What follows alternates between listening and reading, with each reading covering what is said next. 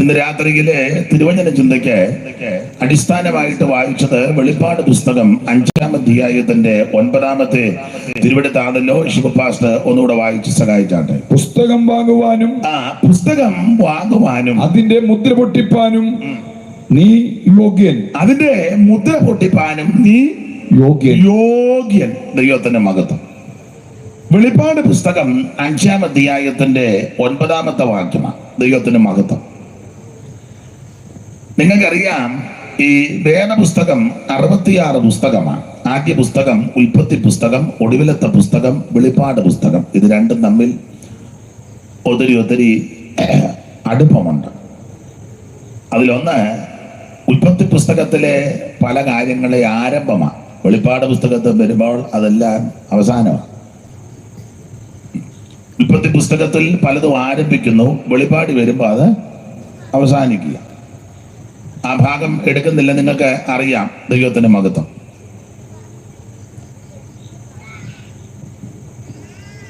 അപ്പോൾ വെളിപ്പാട് പുസ്തകം ഞാൻ അധികം ദീർഘമാക്കുന്നില്ല. വായിച്ചോട് ഞാൻ നേരെ കറക്റ്റാണോ?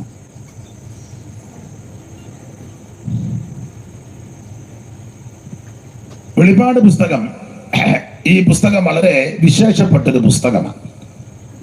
ഒരു കാലത്ത് വെളിപ്പാട് പുസ്തകം പലരും വായിക്കത്തില്ല. വെളിപ്പാട് പുസ്തകമല്ല, ബൈബിളെ വായിക്കുകയല്ലായിരുന്നു, വായിപ്പിക്കുകയല്ലായിരുന്നു. ഇപ്പൊ പിന്നെ എടുത്തോണ്ട് അപ്പുറത്തെ വീട്ടിൽ കൊണ്ടുപോയി ആ വീട്ടിൽ നിന്ന് എടുത്ത് അപ്പുറത്തെ വീട്ടിൽ കൊണ്ടുപോവുകയൊക്കെ ചെയ്യുന്നുണ്ട്. അത് തന്നെ വലിയ കാര്യം. എടുത്തോണ്ട് നടക്കുകയെങ്കിലും ചെയ്യുന്നുണ്ടല്ലോ. എന്നാൽ ഇപ്പൊ ചിലരെ വായിക്കുന്നുമുണ്ട്, ചിലർ നിന്ന് സംസാരിക്കുന്നുമുണ്ട്. ഒരു കാലത്ത് വായിക്കാൻ പോലും അനുവദിക്കുകയല്ലായിരുന്നു. അപ്പോൾ ഈ പുസ്തകം ഇതുപോലെ അനുഗ്രഹിക്കപ്പെട്ട വേറൊരു പുസ്തകം ഇല്ല. ഈ പുസ്തകമാ നമ്മളെ ഇത്രത്തോളം ആക്കിയത്. ഈ പുസ്തകം എടുക്കേണ്ടതുപോലെ എടുത്തവർക്ക് കുഴപ്പമൊന്നും വന്നിട്ടില്ല. ചെല്ലു പറയാറുണ്ട്, പുസ്തകം എടുത്തവർക്ക് ആർക്കും എടുത്ത ഒത്തിരി എണ്ണം കുഴഞ്ഞു കിടക്കുക. ഇഷ്ടംപോലെ 100 കണക്കിന് എടുത്തോണ്ട് പോയ ഒത്തിരി എണ്ണം കുഴഞ്ഞു. അപ്പൊ ഞാൻ എൻ്റെ ശൈലി പറയാം, ഇത് എടുക്കേണ്ടതുപോലെ എടുത്തവർക്കാർക്കും ഒരു കുഴപ്പം വന്നിട്ടുമില്ല, വരികയില്ല. ദൈവത്തിന് മഹത്വം. ഇത് കൈകാര്യം ചെയ്യേണ്ടതുപോലെ കൈകാര്യം ചെയ്തവർക്ക് ആർക്കും ഒരു ദോഷവും വന്നിട്ടില്ല, വരികയില്ല. അതുപോലെ ശ്രേഷ്ഠമേറിയ പുസ്തകമായത്. അതെ, അങ്ങനെയുള്ള ഈ പുസ്തകത്തിലെ 66-ാമത്തെ പുസ്തകമാണ് വെളിപ്പാട് പുസ്തകം. നിങ്ങൾക്ക് ഇതിനെപ്പറ്റി അറിയാം. നാളെ വരുന്ന പുള്ളി ഇതെല്ലാം അരച്ച് കലക്കി പഠിച്ച് കുടിച്ച് തിട്ടമായിട്ടിരിക്കുന്നയാൾ. അതുകൊണ്ട് ഞാൻ വെറുതെ കയറി കൈ വെക്കുന്നില്ല. ഞാൻ എന്തെങ്കിലും പറഞ്ഞാൽ പിന്നെ അദ്ദേഹത്തിനെ ബഹുമാനമായി, എനിക്കും അദ്ദേഹത്തെ ആദരവും ബഹുമാനമാണ്. എന്നാലും വെടലത്തരം പറഞ്ഞാൽ പുള്ളി അത് തിരുത്തും. അപ്പം അതുകൊണ്ടാണ് പുള്ളി അത് നന്നായിട്ട് കൈകാര്യം ചെയ്തോളൂ. ഞാൻ ആ ഭാഗത്തിൽ അത് അറിയാത്ത കാര്യത്തിൽ നിങ്ങൾ കൈവെക്കുന്നില്ല. എന്തായാലും ഒരു കാര്യം പറയാം. വെളിപ്പാട് പുസ്തകം, ഈ വെളിപ്പാട് പുസ്തകത്തെ പറ്റി പഠിക്കുമ്പോൾ ഓർപ്പിച്ചല്ലോ, ഇതുപോലൊരു പുസ്തകം വേറെ ഇല്ല. ഞാൻ സാധാരണ സുവിശേഷ യോഗത്തിലൊക്കെ പറയാറുണ്ട്, പണ്ടൊരാൾ പുസ്തകമായിട്ട് പോയി സ്കൂളിൽ പഠിച്ചതാ. ആരാ? പുസ്തകം ഇവിടെ വെച്ചോണ്ടാ പോയത്.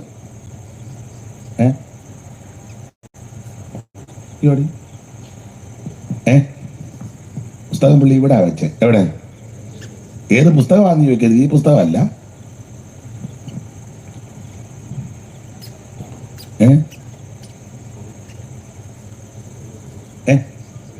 സ്കൂളിൽ പഠിച്ചത് ഇവിടെ കുജാലം പോയ കാര്യമാണ്. മുണ്ടിൽ പൊതിഞ്ഞ പൊതിയും മുഖ്യമായ പുസ്തകവും, മുണ്ടിൽ പൊതിഞ്ഞ പൊതിയും. അത് വേണ്ട, അതിനത് വേണ്ട. മുണ്ടിൽ പൊതിഞ്ഞ പൊതിയും മുഖ്യമായ പുസ്തകവും, രണ്ടും കൂടി കക്ഷത്തിങ്കലിടുക്കിക്കൊണ്ട്. അപ്പം രണ്ടും കൂടെ അവിടെ വെച്ചേ. നമ്മുടെ ചില ഉപദേശിമാർ ഇപ്പൊ അങ്ങനെ കുജാലം പോയതല്ല പോകുന്ന ആൾക്കാരുണ്ട്. പുസ്തകം എടുത്ത് കുജാലം അങ്ങ് പോകുമായിരുന്നു. നമ്മുടെ ആൾക്കാർ വഴി നിൽക്കുക. ഇപ്പൊ അത്രേ പറയുന്നുള്ളു. എന്തിനാന്നും ഏതിനാന്നൊന്നും ഇപ്പൊ എന്നോട് ചോദിക്കരുത്. ആശക്ക് പിടി കിട്ടി. ഇത് അവിടെ അല്ല, ഇത് മാറോട് ചേർത്ത് പിടിക്കേണ്ട പുസ്തകമാണ്. സ്തോത്രം. ആ പുസ്തകം ഞാൻ പ്രാരംഭത്തിൽ ഓർപ്പിച്ചല്ലോ, എടുക്കേണ്ടതുപോലെ എടുത്തവർക്കാർക്കും ദോഷം വന്നിട്ടില്ല. ഇത് കൊണ്ടുപോകേണ്ടതുപോലെ കൊണ്ടുപോകുന്നവർക്ക് ഒരു കുഴപ്പവും വരികയില്ല. ഇത് പാതയ്ക്ക് ദീപമാണ്, ഇത് കാലിന് പ്രകാശമാണ്, ഇത് നേരായ വഴിയിൽ കൂടെ നടത്തുന്ന പുസ്തകമാണ്. ഈ പുസ്തകം ഏത് വീട്ടിൽ വന്നിട്ടുണ്ടോ വീടിന്റെ സ്ഥിതിക്ക് മാറ്റം വന്നിട്ടുണ്ട്. ഈ പുസ്തകം ആര് ഉയർത്തിയിട്ടുണ്ടോ അവരെയും അവന്റെ കുടുംബത്തെയും ഈ പുസ്തകം ഉയർത്തിയിട്ടുണ്ട്. ഈ പുസ്തകം ഏത് ദേശത്ത് ഉയർത്തപ്പെട്ടിട്ടുണ്ടോ ആ ദേശം അനുഗ്രഹിക്കപ്പെട്ടിട്ടുണ്ട്. ഈ ദിവസങ്ങളിൽ ഈ ദേശത്തും ഈ പുസ്തകം ഉയർത്തുക എന്ന് പറഞ്ഞാൽ ഇതിനകത്ത് പ്രതിപാദ്യ പുരുഷൻ യേശു ക്രിസ്തുവാണ്. ആ കർത്താവിനെ ഉയർത്തുന്ന ഈ ദിവസങ്ങൾ ഈ ദേശത്തിന് അനുഗ്രഹമാണ്. ഇത് കേൾക്കുന്നവർക്കും അനുഗ്രഹമാണ്. അത്രയ്ക്ക് അനുഗ്രഹിക്കപ്പെട്ട പുസ്തകമാണ് ഈ സത്യവേദ പുസ്തകം. അങ്ങനെയുള്ള ഈ പുസ്തകത്തിലെ ഒടുവിലത്തെ പുസ്തകമാണ് ഓർപ്പിച്ചല്ലോ വെളിപ്പാട് പുസ്തകം. 66-ാമത്തെ പുസ്തകമാണ് വെളിപ്പാട് പുസ്തകം. നമുക്കറിയാം ഈ വെളിപ്പാട് പുസ്തകം, സ്തോത്രം, ആരുടെ വെളിപ്പാടാ? ആരുടെ അമ്മേ? യോഹന്നാന്റെ വെളിപ്പാട്. ആ അമ്മേ, ആരുടെ വെളിപ്പാടാ?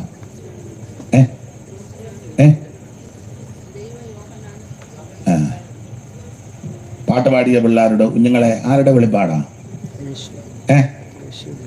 പാടിയ ചെല്ലാതെ ഇറങ്ങിപ്പോയെന്നല്ലാതെ നിങ്ങളൊരു പാട്ടുകാരോട് ചോദിക്കട്ടെ, ആരുടെ വെളിപ്പാടാ?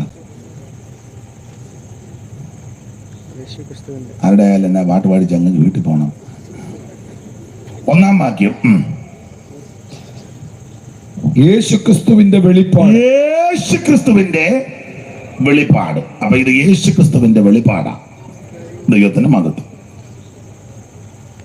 ഇനി വെളിപ്പാട് പുസ്തകത്തിലെ പ്രധാനപ്പെട്ട വിഷയം, ചൂപ്പാസ് പറയണ്ട, പാസ്റ്റർമാരധികം പറയണ്ട, ഇവിടെ മുന്നിരിക്കുന്ന സഹോദരൻ വീഡിയോ എടുക്കല്ലേ. വെളിപ്പാട് പുസ്തകത്തിലെ പ്രധാന വിഷയം വന്ന് എടുക്കുകയില്ലയോ? അതുകൊണ്ട് അറിഞ്ഞേച്ച് പോവാം. കമ്പും എല്ലാം വെച്ച് എടുക്കുകയില്ലയോ? വെളിപ്പാട് പുസ്തകത്തിലെ പ്രധാനപ്പെട്ട വിഷയം പറഞ്ഞില്ലെങ്കിൽ എടുപ്പിക്കുകയല്ല. ഉറക്കെ പറഞ്ഞു.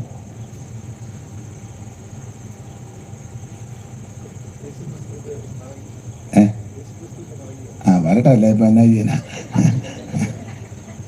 അടെ എന്തെങ്കിലുമൊക്കെ പറഞ്ഞല്ലോ, വലിയ കാര്യം. വെളിപ്പാട് പുസ്തകത്തിലെ പ്രധാന വിഷയം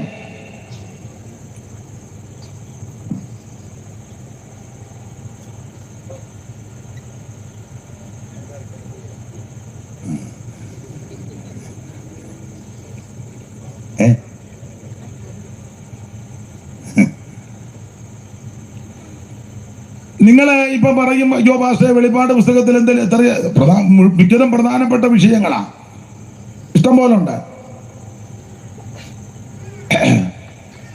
7 സഭ അത് പ്രധാന വിഷയമല്ലേ? അതെ. സ്വർഗം തുറക്കുന്നു, അത് പ്രധാന വിഷയമല്ലേ? അതെ. ഒരു പുസ്തകം, അത് പ്രധാന വിഷയമല്ലേ? അതെ. 144,000 പേര്, പ്രധാന വിഷയമല്ലേ? അതെ. 2 സാക്ഷികൾ പ്രധാന വിഷയമല്ലേ? തർക്കം നടക്കുന്ന വിഷയമാണ്, പ്രധാന വിഷയമാണ്. സൂര്യധാരിണിയായ ഒരു സ്ത്രീ, അതും പ്രധാന വിഷയമാണ്. ഈ കടലിൽ നിന്ന് കയറി വരുന്ന ഒരു മൃഗം, 9 തലയിലായിട്ട് കണ്ടമാനം, അതൊരു പ്രധാന വിഷയമാണ്. നമുക്ക് ഒരു തലയുള്ള എന്നിട്ട് തന്നെ വിഷയമാണ്. അപ്പം പിന്നെ പല തലയാണെങ്കിൽ അതൊക്കെ പ്രധാന വിഷയമാണ്. സ്തോത്രം. കുറച്ചുകൂടി ആത്മീകരാകുന്നൊരു വഴി ഇതൊന്നുമല്ല. പുത്തനറിശല്, അത് പ്രധാന വിഷയമല്ലേ? അപ്പൊ ചുരുക്കി പറഞ്ഞാൽ എല്ലാവരും, ഞാൻ സഹിതം എല്ലാവരും യേശുക്രിസ്തുവിന്റെ മടങ്ങി വരവ്, ഇവിടെ പറഞ്ഞതുപോലെ അനന്തര സംഭവം, യേശു വീണ്ടും വരും, ഇതെല്ലാം ഈ വെളിപ്പാട് പുസ്തകത്തിലെ പ്രധാന വിഷയങ്ങൾ. എന്നാൽ നിങ്ങൾ സൂക്ഷ്മമായിട്ട് ഈ പുസ്തകം പഠിച്ചാൽ, ഖണ്ഡനത്തിനൊന്നും മുതിരുകയല്ല, ഈ പുസ്തകത്തിലെ വെളിപ്പാട് പുസ്തകത്തിലെ പ്രധാനപ്പെട്ട വിഷയം യേശുക്രിസ്തുവിന്റെ വെളിപ്പാടാണ്. ഇതാ അതിലെ പ്രധാന വിഷയം, യേശുക്രിസ്തുവിന്റെ അതല്ലേ പ്രധാന വിഷയം? അതാ വിഷയം, യേശുക്രിസ്തുവിന്റെ വെളിപ്പാട്. ഞങ്ങൾക്ക് വേണ്ടപ്പെട്ട ഒരു പ്രിയ അച്ചായനുണ്ട്, പാപ്പച്ചായൻ. അപ്പം ഞങ്ങൾ ഒരു ദിവസം വീട്ടിൽ ഇരുന്നപ്പം അദ്ദേഹത്തിൻ്റെ സഹധർമ്മിണി വന്ന് കുറച്ച് അച്ചാറിട്ടത് എനിക്ക് തന്നു. അപ്പം എന്നോട് വന്ന് ടേസ്റ്റ് ചെയ്യാം നോക്കിയപ്പോൾ നല്ല രുചി, നാരങ്ങ അച്ചാറാണ്.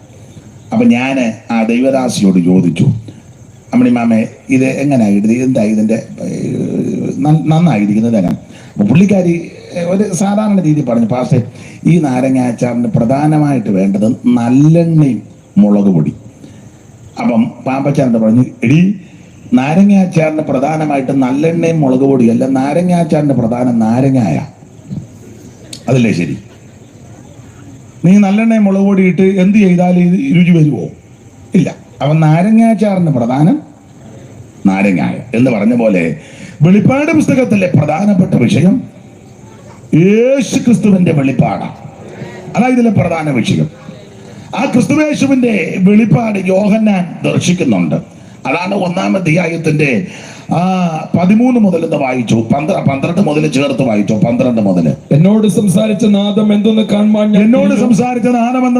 ഞാൻ തിരിഞ്ഞു. തിരിഞ്ഞപ്പോൾ 7 പൊൻനിലവിളക്കുകളെയും വിളക്കുകളുടെ നടുവിൽ നിലയങ്കി ധരിച്ച് മാറത്ത് പൊൻകച്ച കെട്ടിയവനായി മനുഷ്യപുത്രനോട് സദൃശനായവനെയും കണ്ടു. ഞാൻ കണ്ടു. അവന്റെ തലയും തലമുടിയും വെളുത്ത മഞ്ഞ് പോലെ, ഹിമത്തോളം വെള്ളയും, കണ്ണ് അഗ്നിജ്വാലയ്ക്കൊത്തതും. ഓടിച്ചു വായിക്കാം. കാല് ഉലയിൽ ചുട്ടുപഴിപ്പിച്ച വെള്ളോട്ടിന് സദൃശവും, അവന്റെ ശബ്ദം പെരുവെള്ളത്തിൽ ഇരച്ചിൽ പോലെയുമായിരുന്നു. അവന്റെ വലം കയ്യിൽ 7 നക്ഷത്രമുണ്ട്. അവന്റെ വായിൽ നിന്ന് മൂർച്ചയേറി ഇരുവായത്തിലുള്ള വാൾ പുറപ്പെടുന്നു. അവന്റെ മുഖം സൂര്യൻ ശക്തിയോടെ പ്രകാശിക്കുന്ന പോലെയായിരുന്നു. അവനെ കണ്ടിട്ട് ഞാൻ മരിച്ചവനെ പോലെ വീണു. വെളിപ്പാട് പുസ്തകത്തിലെ പ്രധാനപ്പെട്ട മൈക്ക് ഒരു സുഖം വരുന്നില്ല, മറ്റേ മൈക്ക് നോക്കാം. ഞാൻ ഒത്തിരി സ്ട്രൈ ചെയ്യാൻ വരും. ദൈവത്തിന്റെ മഹത്വം. അപ്പൊ ശ്രദ്ധിക്കുക, വെളിപ്പാട് പുസ്തകത്തിലെ പ്രധാനപ്പെട്ട വിഷയം യേശു ക്രിസ്തുവിന്റെ വെളിപ്പാടാണ്. ദൈവത്തിന്റെ മഹത്വം. ആ യേശു ക്രിസ്തുവിന്റെ വെളിപ്പാടാണ് ആ 1-ാം അധ്യായത്തിന്റെ 13 മുതൽ താഴോട്ട് വായിച്ചിരിക്കുന്നത്. തിരിഞ്ഞപ്പോൾ 7 നക്ഷത്രം വലങ്കയിൽ പിടിച്ച് 7 പൊൻനിലവിളക്കുകളുടെ നടുവിൽ നിലയങ്കി ധരിച്ച് മാറത്ത് പൊൻകച്ച കെട്ടിയവനായി മനുഷ്യപുത്രനോട് സദൃശനായവനെ കണ്ടു. എല്ലാം കൂടെ വെച്ചേക്കുന്നതുകൊണ്ട് ഇങ്ങോട്ട് കിട്ടുന്നില്ല. ഇതെല്ലാം മൊത്തം ഒത്തിരി ഉണ്ട്. മണിയാർ അങ്ങോട്ട് വെക്കുകയാണെങ്കിൽ അതായിരിക്കും അല്ലേ? മേശ തടഞ്ഞ് ഇത് ശബ്ദം വന്നതിന് വയറ് പോകരുത്. ഇതെല്ലാം വെച്ച് വരുമ്പോൾ 9 മണിയാകും, യോഗം തീരും.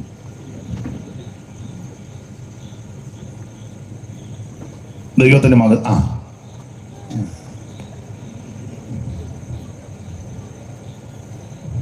മുമ്പേ വെച്ച പോലെ കുഴപ്പമില്ല. അല്ല മുമ്പേ ഇങ്ങനെ നിലക്കനം വെച്ച് മുമ്പേ വെച്ചു. പിന്നെ നല്ലതായിരുന്നു. നേരെ ഒന്ന് വെച്ച് നോക്കട്ടെ.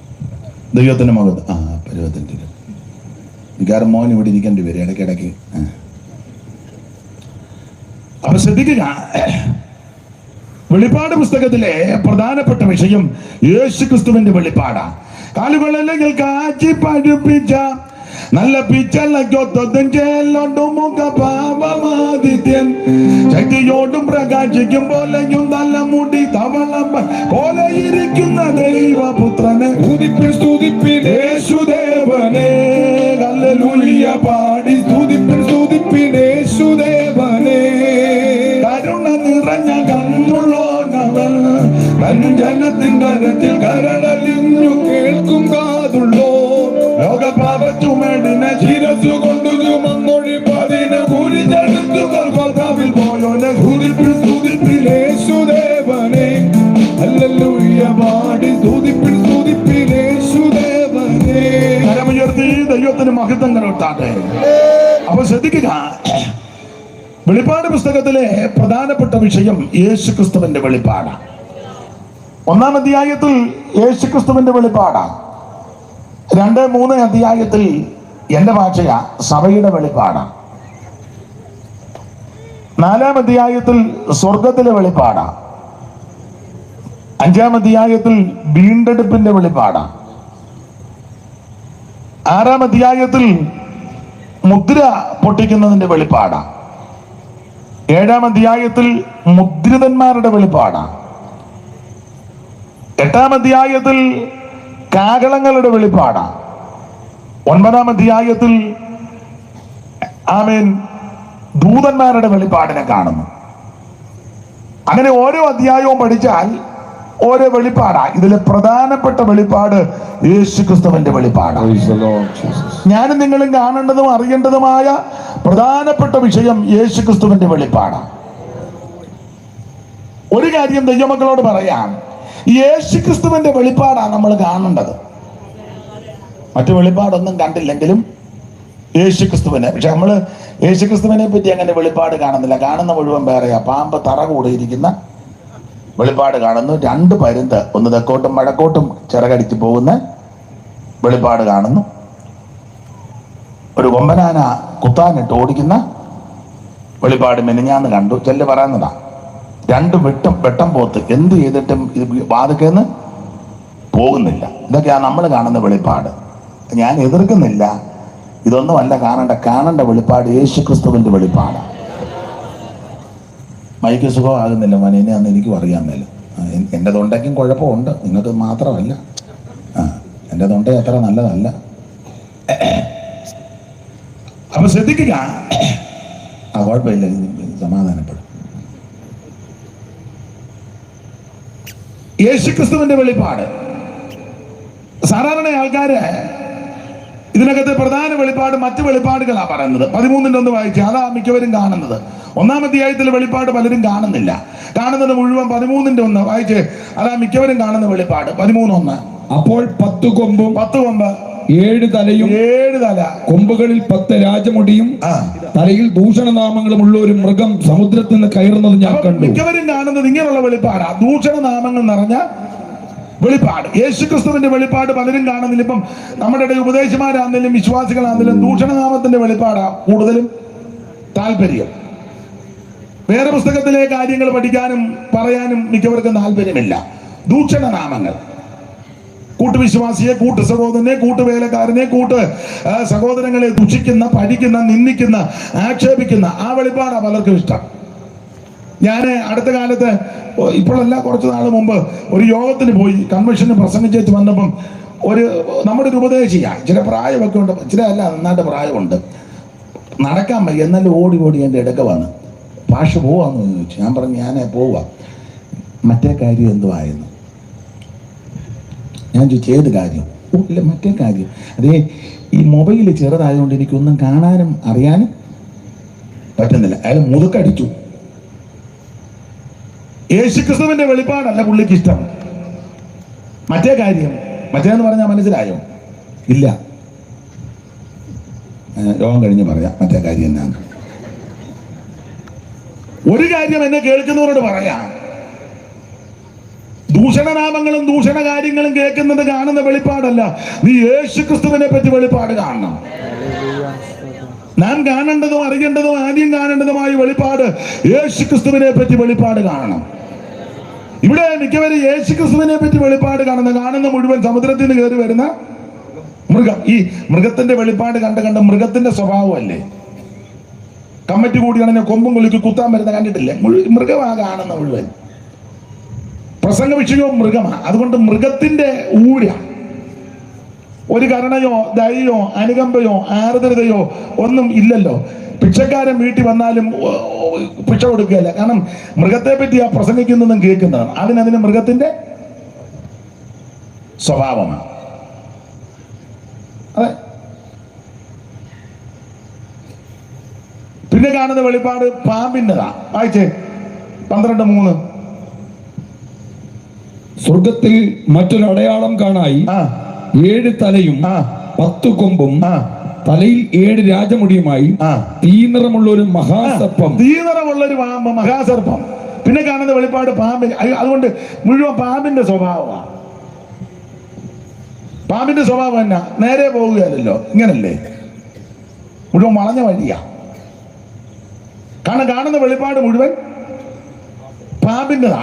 പാമ്പ് നേരെ ഇന്ന് വരെ ഒരു പാമ്പ് സ്കെയിൽ ഇടിക്കും പോലെ പോകുന്ന കണ്ടിട്ടുണ്ടോ?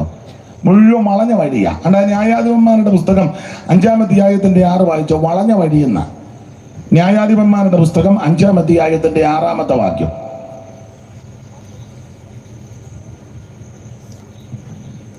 അനാത്തിൻ പുത്രനാം ശങ്കരൻ നാളിലും യായേലും കാലത്തും പാതകൾ ശൂന്യമായി വഴിപോക്കർ വളഞ്ഞ വഴികൾ നടന്നു. വളഞ്ഞ വഴികൾ പാമ്പിന്റെ വഴിയാ, വളഞ്ഞ വഴിയാ. പാമ്പിന്റെ സ്വഭാവം അറിയാം, പാത്തിരുന്ന് കൊത്തും. പ്രസംഗ വിഷയം മുഴുവൻ പാമ്പാ, തീനിറമുള്ള പാമ്പ്. പാത്തിരുന്ന് കൊത്തും. അവസരം കിട്ടി അന്നേരം കൂട്ടുവേലക്കാരനെ കൊത്തും. കൊത്തി വിഷം കയറ്റി വിടുക, അവൻ എവിടെയെങ്കിലും ഉരുണ്ട് വീണ് ചാകും. ഇതൊക്കെയായി കാണുന്ന വെളിപ്പാട്, പാമ്പിന്റെ വെളിപ്പാട്, മൃഗത്തിന്റെ വെളിപ്പാട്. അവിടെ ഞാൻ വിവരിക്കുന്നില്ല. എന്നെ കേൾക്കുന്ന പ്രിയര്, പാമ്പിന്റെയും മൃഗത്തിന്റെയും പട്ടിയുടെയും പന്നിയുടെയും വെളിപ്പാടല്ല കാണേണ്ടത് യേശുക്രിസ്തുവിന്റെ വെളിപ്പാടാണ്. ഞാനൊരു കാര്യം കൂടെ പറയാം. 1-ാം അധ്യായത്തിൽ യേശുക്രിസ്തുവിന്റെ വെളിപ്പാട് കണ്ടു. ഇങ്ങനെ പറയാറുണ്ട്, യേശുക്രിസ്തുവിന്റെ വെളിപ്പാട് കണ്ടതിന് ശേഷം പാമ്പോ പട്ടിയോ പന്നിയോ അഥവാ കണ്ടാലും പേടിക്കണ്ട. യേശുക്രിസ്തുവിന്റെ വെളിപ്പാട് കാണാതെ പാമ്പിന്റെയും പട്ടിയുടെയും പന്നിയുടെയും വെളിപ്പാടാ കാണുന്നെങ്കിൽ നീ പരുവക്കാടായി പോകും. കാണേണ്ടത് യേശുക്രിസ്തുവിന്റെ വെളിപ്പാടാണ്. നമുക്കറിയാമല്ലോ, ഡമസ്കസിന്റെ പടിക്ക് വെച്ച് ശൗല് യേശുക്രിസ്തുവിനെ കണ്ടു. ആദ്യത്തെ വെളിപ്പാടാണ് യേശുക്രിസ്തു. അതുകൊണ്ടാണ് 16-ാം അധ്യായത്തിൽ 26-ാം അധ്യായത്തിന്റെ 19-ലൊക്കെ പറഞ്ഞു, അഗ്രിപ്പാ രാജാവേ, ഞാൻ സ്വർഗീയ ദർശനത്തിന് അനുസരണക്കേട് കാണിച്ചില്ല. പൗലോസിന് ലഭിച്ച ആദ്യത്തെ വെളിപ്പാട് യേശുക്രിസ്തുവിന്റെ വെളിപ്പാടാണ്. അത് ഡമസ്കസിന്റെ പടിക്ക് വെച്ച് നട്ടുച്ച നേരത്ത് സൂര്യനേക്കാൾ കവിഞ്ഞൊരു പ്രകാശത്തിന് ഹിതപ്പെട്ടെന്ന ആമേൻ. അങ്ങനെ യേശുക്രിസ്തുവിനെ കണ്ടു. നീ ആരാകുന്ന കർത്താവേ എന്ന് ചോദിച്ചു. നീ ഉപദ്രവിക്കുന്ന നസറായനാകുന്ന യേശുവാ ഞാൻ. യേശുക്രിസ്തുവിന്റെ വെളിപ്പാട് യേശുക്രിസ്തുവിനെ കണ്ടു കഴിഞ്ഞപ്പോൾ തന്നെ സ്വഭാവം മാറി. നമ്മൾ ഈ പാമ്പിന്റെ മൃഗത്തിന്റെ എല്ലാം വെളിപ്പാട് കണ്ട് മിക്കവർക്കും പാമ്പിന്റെ മൃഗത്തിന്റെ സ്വഭാവമാണ്. അതെ, പാമ്പ് ചുറ്റും പോലെ ചുറ്റും, മൃഗത്തിന്റെ ഊരാ മിക്കവർക്ക് കാണുന്നല്ല ഇതാ. പക്ഷെ യേശുക്രിസ്തുവിന്റെ വെളിപ്പാട് കാണണം. യേശുക്രിസ്തുവിനെ കണ്ടു കഴിഞ്ഞാൽ സ്വഭാവം മാറും. ഞാൻ വിവരിക്കുന്നില്ല. 9-ാം അധ്യായത്തിൽ യേശുക്രിസ്തുവിനെ പൗലോസ് ദർശിച്ചു. ആ പൗലോസിന്റെ അല്ലെങ്കിൽ ശൗലിന്റെ നേരത്തെ ജീവിതം ഈ മാർഗക്കാരെ കണ്ടാൽ കൊല്ലാൻ നടന്നവന്. ഈ മാർഗക്കാരെ കണ്ടാൽ കൊല്ലാൻ നടന്ന ശൗൽ കർത്താവിന്റെ ശിഷ്യന്മാരുടെ നേരെ ഭീഷണിയും കൊലയും വിശ്വസിച്ചുകൊണ്ട് മഹാപുരോഹിതന്റെ അടുക്കൽ ചെന്ന്, ദമസ്കോസിൽ ഈ മാർഗക്കാരായ വല്ല പുരുഷന്മാരെയോ സ്ത്രീകളെയോ കണ്ടാൽ അവരെ പിടിച്ചു കെട്ടി യെരൂശലേമിലേക്ക് കൊണ്ടുവരുവാൻ തക്കവണ്ണം അവിടുത്തെ പള്ളികൾക്ക് അവനോട് അധികാരപത്രം വാങ്ങി. ചുരുക്കി പറഞ്ഞാൽ, ഈ മാർഗക്കാരാകുന്ന ഏത് പുരുഷനെയും സ്ത്രീയെയും കണ്ടാൽ പിടിച്ചു കെട്ടി അവരെ വകവരുത്താൻ പദ്ധതിയിട്ട് ഭാവിച്ച് നടന്നവനാ ശൗല്. എന്നാൽ ഡമസ്കസിന്റെ പടിക്ക് വെച്ച് യേശുക്രിസ്തുവിനെ ദർശിച്ചു കഴിഞ്ഞപ്പോൾ സ്വഭാവം മാറി. ഈ മാർഗക്കാരെ കൊല്ലാൻ നടന്നവൻ യേശുവിനെ കണ്ടു കഴിഞ്ഞപ്പോൾ ആ 9-ാം അധ്യായത്തിലുണ്ട്, ഈ മാർഗക്കാരുടെ കൂടെ താമസിക്കാൻ തുടങ്ങി. അതാ യേശുക്രിസ്തുവിന്റെ വെളിപ്പാടിന്റെ വിശേഷത. ഈ മാർഗക്കാരെ കൊല്ലാൻ നടന്നവൻ യേശുവിനെ കണ്ടു കഴിഞ്ഞപ്പോൾ ഈ മാർഗക്കാരുടെ കൂടെ താമസിച്ചു. അവിടെ 19-ാം വാക്യത്തിലാണെന്ന്, അവൻ ദമസ്കോസിലുള്ള ശിഷ്യന്മാരോട് കൂടെ കുറെ നാൾ പാർത്തെന്ന. അവൻ ദമസ്കോസിലുള്ള ശിഷ്യന്മാരുടെ കൂടെ കുറെ നാൾ പാർത്തു. കണ്ടോ, ശിഷ്യന്മാരെന്ന് ഉദ്ദേശിച്ചത് വിശ്വാസികളാ. ഈ മാർഗക്കാരെ കൊല്ലാൻ നടന്നവനാ. പക്ഷെ യേശുവിനെ കണ്ടു കഴിഞ്ഞപ്പോൾ ഈ മാർഗക്കാരുടെ കൂടെ പാർക്കുക. നിന്നെ കാണും ജനങ്ങൾക്കു പിന്നെ ദുഃഖമൊന്നുമില്ല, നിന്നെ കാണും ജനങ്ങൾക്ക് പിന്നെ ദുഃഖമൊന്നുമില്ല. പരപരമേശ മരമരുളീശ നീയത്രയും രക്ഷസ്ഥാനം.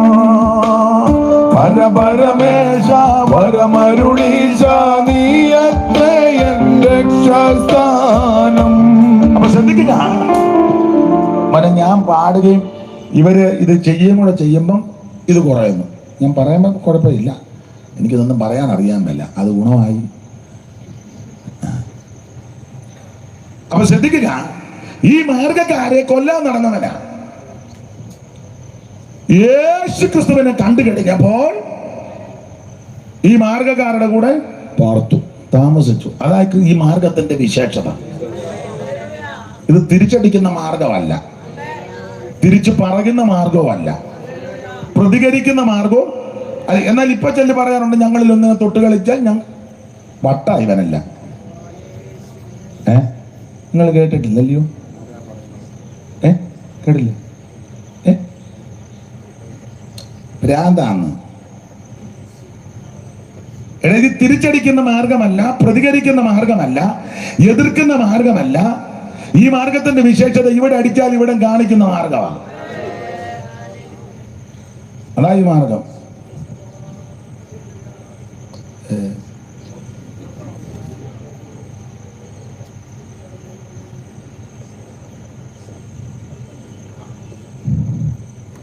അവിടെ വെറുതെ എന്തിനാ ആലോക്യം ഉണ്ടാക്കുന്നത്? അപ്പൊ ശ്രദ്ധിക്കുക, ഈ മാർഗക്കാരെ കൊല്ലാൻ നടന്നവനാ. യേശുവിനെ കണ്ടു കഴിഞ്ഞപ്പോൾ ഈ മാർഗക്കാരുടെ കൂടെ താമസിക്കാൻ തുടങ്ങി. ഞാനിങ്ങനെ ഭാഗം പറയുന്നത്, ഈ മാർഗക്കാരെ ഇഷ്ടമല്ല, ഈ പ്രാർത്ഥിക്കുന്നതിനെതിരായിരുന്നു. പ്രാർത്ഥിക്കുന്നവരെ കൊല്ലാൻ നടന്നവനാ. വീട് തോറും കയറി ഉപദ്രവിച്ചെന്നാ അടുത്ത്, അങ്ങനെയല്ലയോ? ശൗല് വീട് തോറും കയറി, അങ്ങനെ ഒരു വാക്യമുണ്ട് 8-ാം അധ്യായത്തിന്റെ 3-ാം വാക്യത്തിലല്ലയോ, വീട് തോറും. എന്നാൽ ശൗൽ വീട് തോറും ചെന്ന് പുരുഷന്മാരെയും സ്ത്രീകളെയും വീട് തോറും പ്രാർത്ഥിക്കുന്നവരുടെ വീട് തോറും കയറി ഉപദ്രവിച്ചവനാ. പക്ഷെ യേശുക്രിസ്തുവിനെ കണ്ടു കഴിഞ്ഞപ്പോ പറയുക, യൂദയുടെ വീട്ടിൽ പ്രാർത്ഥിക്കുന്നെന്ന്. തർസോസുകാരൻ ശൗൽ എന്നൊരു മനുഷ്യനെ അനന്യാസോട് പറയാ, നീ എഴുന്നേറ്റ് പെട്ടെന്ന് നേർവീതി എന്ന തെരുവിൽ യൂദയുടെ വീട്ടിൽ ചെല്ലണം. അവിടെ തർസോസുകാരൻ ശൗലെന്ന് പേരുള്ള ഒരു യൗവനക്കാരൻ പ്രാർത്ഥിക്കുന്നു. പ്രാർത്ഥിക്കുന്നവരെ കൊല്ലാൻ നടന്നവനാ. യേശുവിനെ കണ്ടപ്പോൾ അവൻ പ്രാർത്ഥിക്കാൻ തുടങ്ങി. കർത്താവ് അവനോട്, നീ എഴുന്നേറ്റ് നേർവീതി എന്ന തെരുവിൽ ചെന്ന് യൂദയുടെ വീട്ടിൽ തർസോസുകാരനായ ശൗൽ എന്ന പേരുള്ളവനെ അന്വേഷിക്കുക, അവൻ പ്രാർത്ഥിക്കുന്നു. കണ്ടോ? പ്രാർത്ഥിക്കുന്നവരെ വീട് തോറും കയറി കൊല്ലാൻ നടന്നവനാ. യേശുവിനെ കണ്ടപ്പോൾ അവൻ പ്രാർത്ഥിക്കാൻ തുടങ്ങി. ഇത് ഭീഷണിപ്പെടുത്തിയും ഭയപ്പെടുത്തിയും ഭീഷണി മുടക്കിയും ഗുണ്ടായുസം കാണിച്ചും വടിവാളി വീശിയും നെഞ്ചക്കും ഇടികെട്ട് നാടൻ ബോംബും മുളക് പൊടി എറിഞ്ഞ് ആളെ കൂട്ടുന്ന മാർഗമല്ലിത്. അങ്ങനെയൊക്കെ ഭീഷണിപ്പെടുത്തുന്ന മാർഗങ്ങൾ പലതുണ്ട്. വടിവാളുമൊക്കെ കിറക്കി ഇങ്ങനെ നിൽക്കുകയല്ലേ? അങ്ങനത്തെ മാർഗമല്ലിത്. വാരിക്കുന്നം കാണിച്ച് ആളെ കൂട്ടുന്ന മാർഗമല്ലിത്. വടിവാളി വീശി ആളിനെ കൂട്ടുന്ന. കർത്താവ് പറഞ്ഞ വാൾ ഉറയിലിടാനാ പറഞ്ഞ. ആളെടുക്കുന്നവൻ. നമ്മുടെ മാർഗം ഇതല്ലല്ലോ. സ്തോത്രം, സ്തോത്രം. ഈ മാർഗത്തിന്റെ വിശേഷത ഇതാണ്. ദൈവത്തിന്റെ മഹത്വം ഉണ്ടാകട്ടെ. പ്രാർത്ഥിക്കുന്നവരെ കൊല്ലാൻ നടന്നവനാ. യേശുവിനെ കണ്ടപ്പോൾ അവൻ പ്രാർത്ഥിക്കാൻ തുടങ്ങി. ദൈവത്തിന് മഹത്വം. ഞാൻ അധികം വിവരിക്കുന്നില്ല ആ ഭാഗം. ഞാനും നിങ്ങളും കാണേണ്ട വെളിപ്പാട് യേശുക്രിസ്തുവിനെ പറ്റിയാണ്. യേശുവിനെ കണ്ടു കഴിഞ്ഞാൽ സ്വഭാവം മാറും.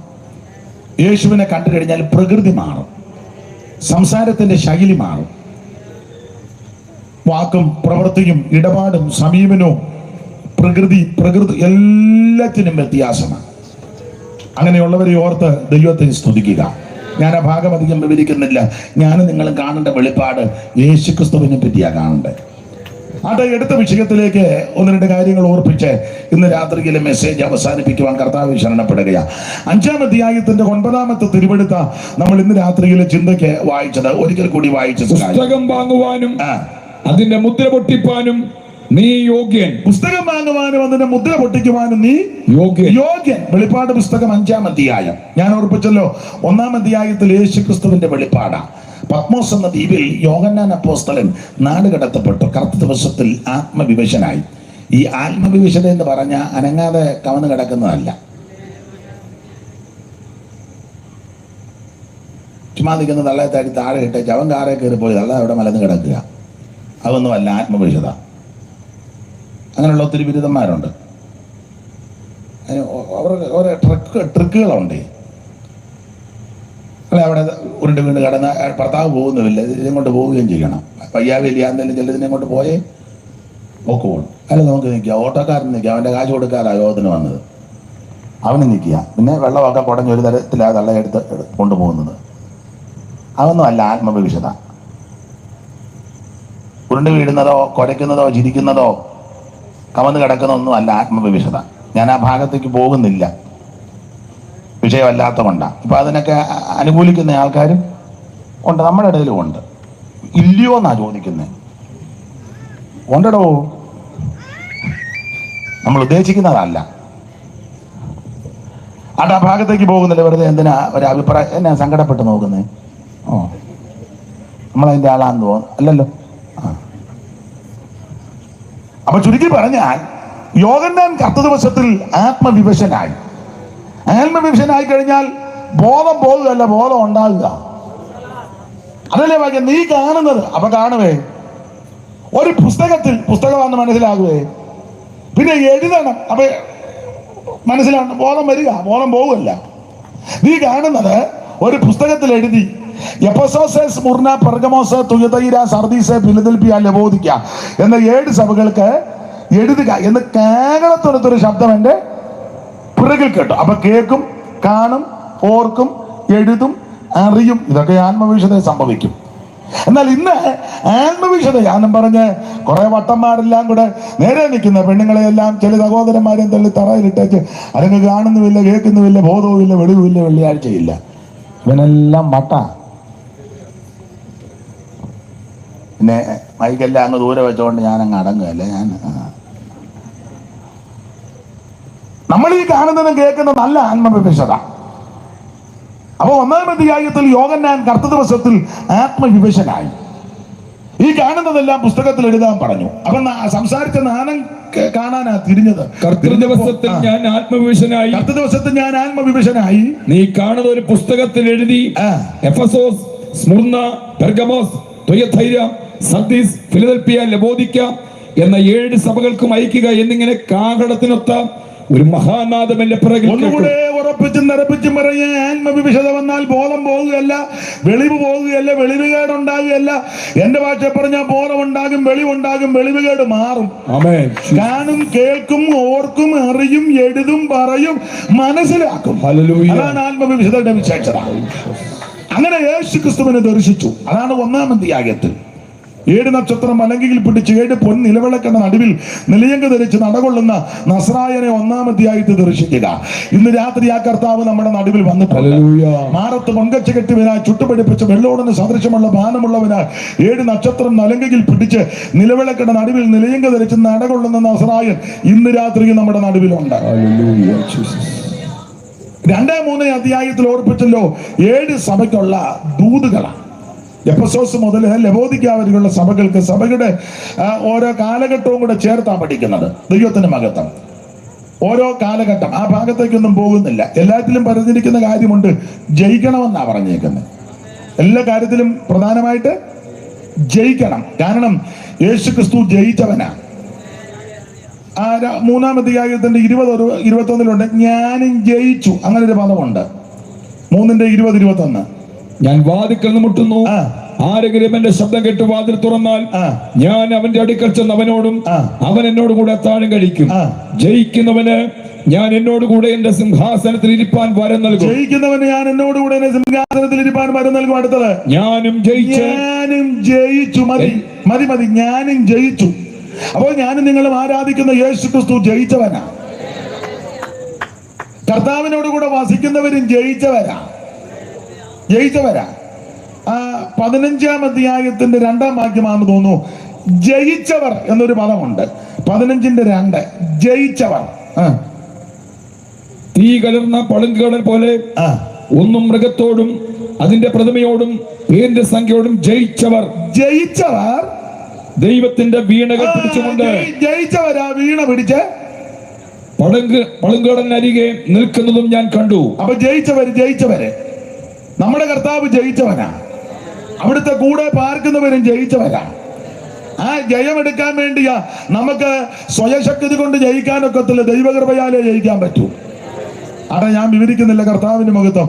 അപ്പോൾ 2-3 അധ്യായത്തിൽ 7 സഭയ്ക്കുള്ള ദൂത. 4-ാം അധ്യായത്തിൽ സ്വർഗത്തിലെ കാര്യമാണ് കാണുന്നത്. സ്വർഗ സിംഹാസനം, സിംഹാസനത്തിൽ ഒരുവൻ ഇരിക്കുന്നു. അതാണ് മൂന്നാം വാക്യം. ഇരിക്കുന്നവന്റെ വിശേഷത 4:3. ഒരുവൻ ഇരിക്കുന്നതും കണ്ടു. ഇരിക്കുന്നവൻ കാഴ്ചക്കത്ത് സൂര്യകാന്തത്തോടും സൂര്യകാന്തത്തോടും പത്മരാഗത്തോടും സദൃശ്യം. അപ്പൊ ശ്രദ്ധിച്ചേ, ആ സിംഹാസനത്തിൽ ഒരുവൻ ഇരിക്കുന്നു. അതാണ് 4-ാം അധ്യായം. താഴോട്ട് സ്വർഗത്തിലെ കാര്യങ്ങളൊക്കെ അവിടെ വായിച്ച് മനസ്സിലാക്കണം. 5-ാം അധ്യായത്തിൽ ആ സിംഹാസനത്തിൽ ഇരിക്കുന്നവന്റെ കയ്യിൽ ഒരു പുസ്തകമുണ്ടെന്ന നമ്മൾ വായിക്കുന്നത്. സിംഹാസനത്തിൽ ഇരിക്കുന്ന കയ്യിൽ ഒരു പുസ്തകം. 5:1 മുതൽ വായിച്ചു.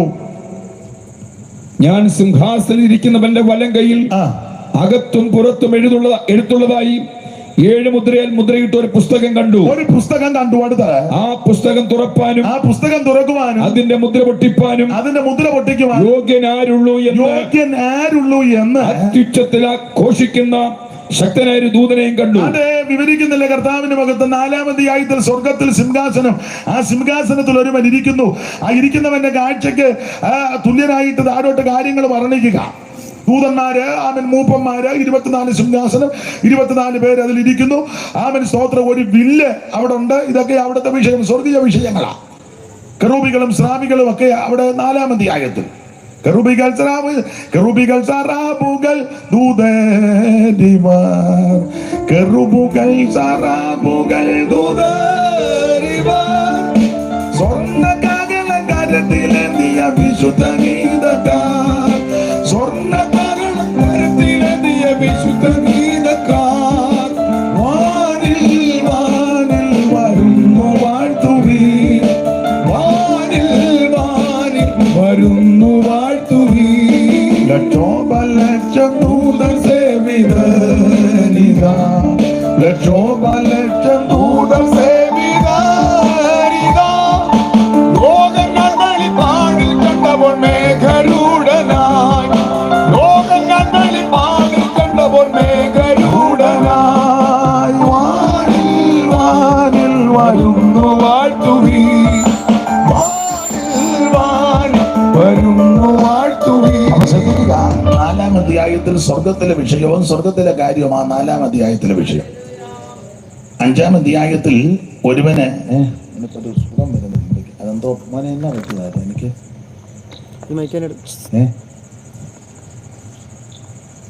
എനിക്ക് ഒന്നാമത് തൊണ്ടയും പോയി കിടക്കുക.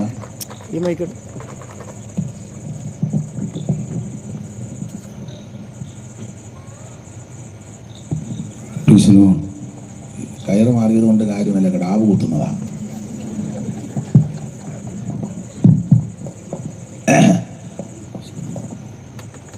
അപ്പൊ ശ്രദ്ധിക്കുക. ഇത് കേട്ടെ, ഇത് ഈ എന്തുവാ അതിന് പറയുന്ന മോനെ, ഇതിന്റെ പേരിന് ഇത് കുത്തുന്നിടത്തെല്ലാം ഇതാ പരിപാടി. ഒരു സ്ഥലത്തല്ല, നമ്മൾ അവിടെ ചെന്നപ്പോൾ അതും ഇതുമായിരുന്നു. അതിൽ മോൻ ഇത്ര അടുത്തിരിക്കുന്നതുകൊണ്ട് വലിയ കുഴപ്പമില്ല. ഇന്നിപ്പം നമുക്കിങ്ങനെ നോക്കാം. ദൈവത്തിന് മഹത്വം എന്ന് ഇതില്ലയോ, തൊണ്ടയ്ക്ക് പ്രയാസം.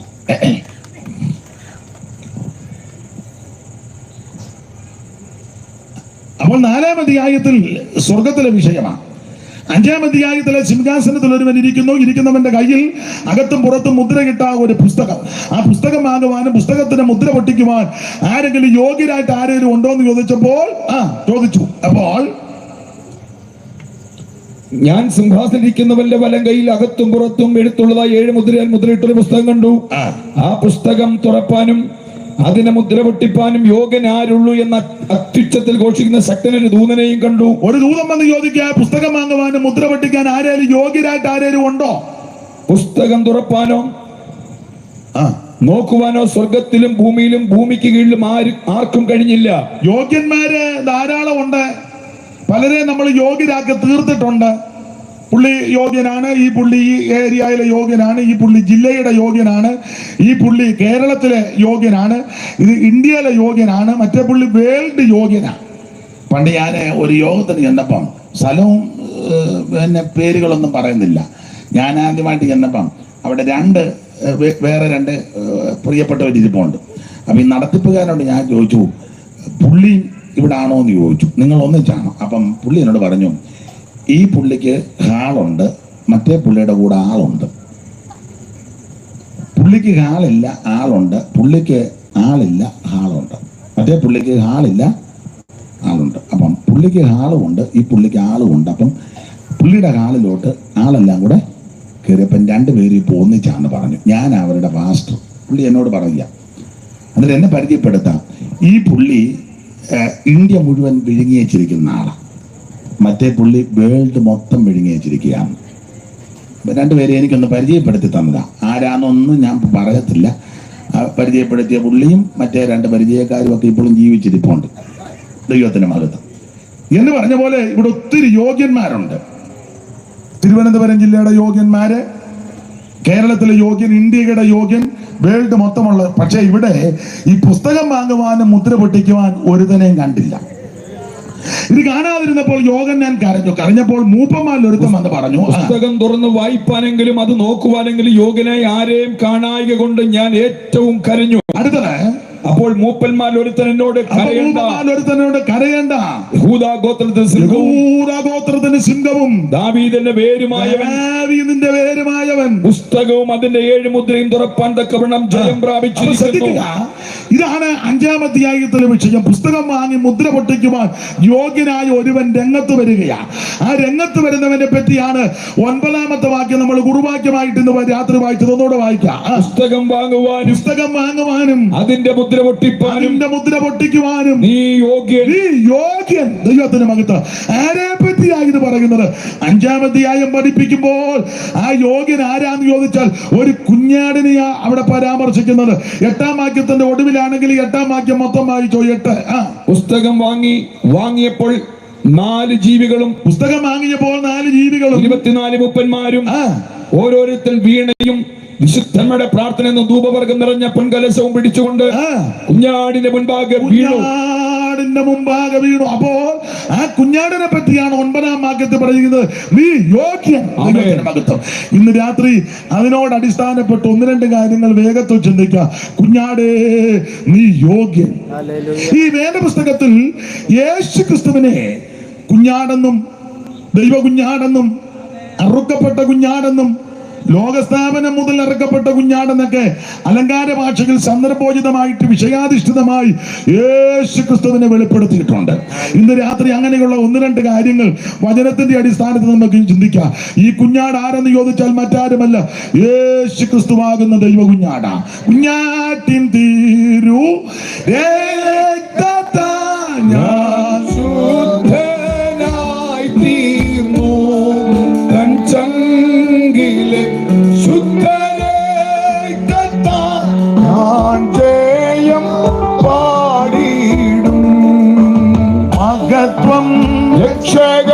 സ്തുതി നീലക്കെന്നും ചെറ്റിൽ നിന്നെ നീ വീണ്ടെടുത്തതിനാൽ സ്തുതിക്കും നിന്നെ ഞാൻ ആയുസിനാളെല്ലാം നന്ദിയോടടിവാണ്.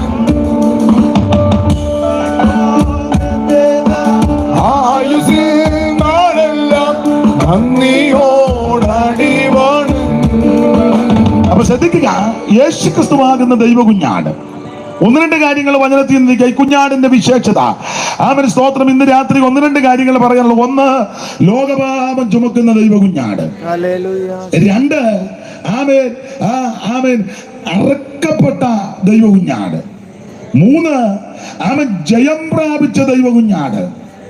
4, യോഗ്യനായ ദൈവ കുഞ്ഞാട്. 5, അവൻ കോപത്തിന്റെ കുഞ്ഞാട്.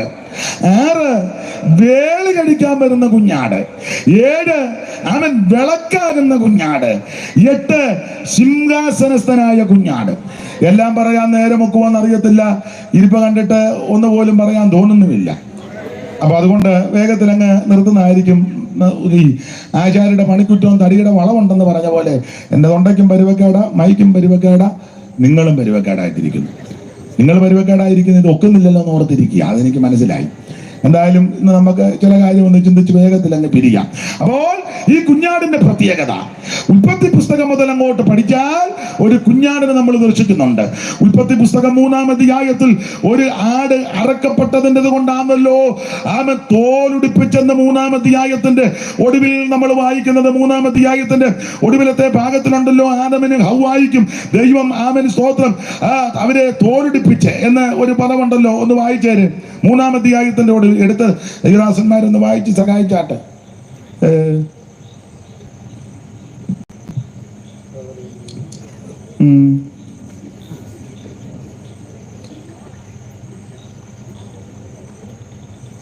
കടിച്ചവൻ തന്നെ വിഷമെടുക്കാം. ദൈവമേ,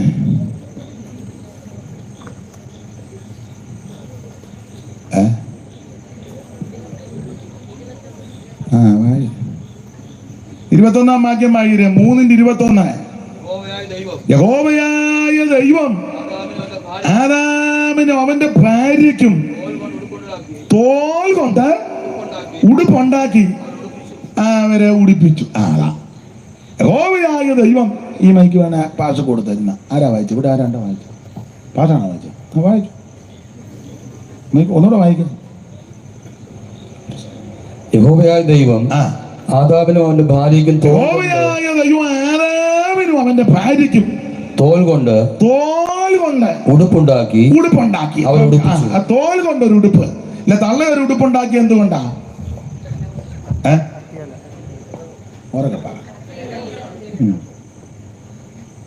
അങ്ങനെ ഉണ്ടായിരുന്നു. ഉറക്കെ പറ മാമ.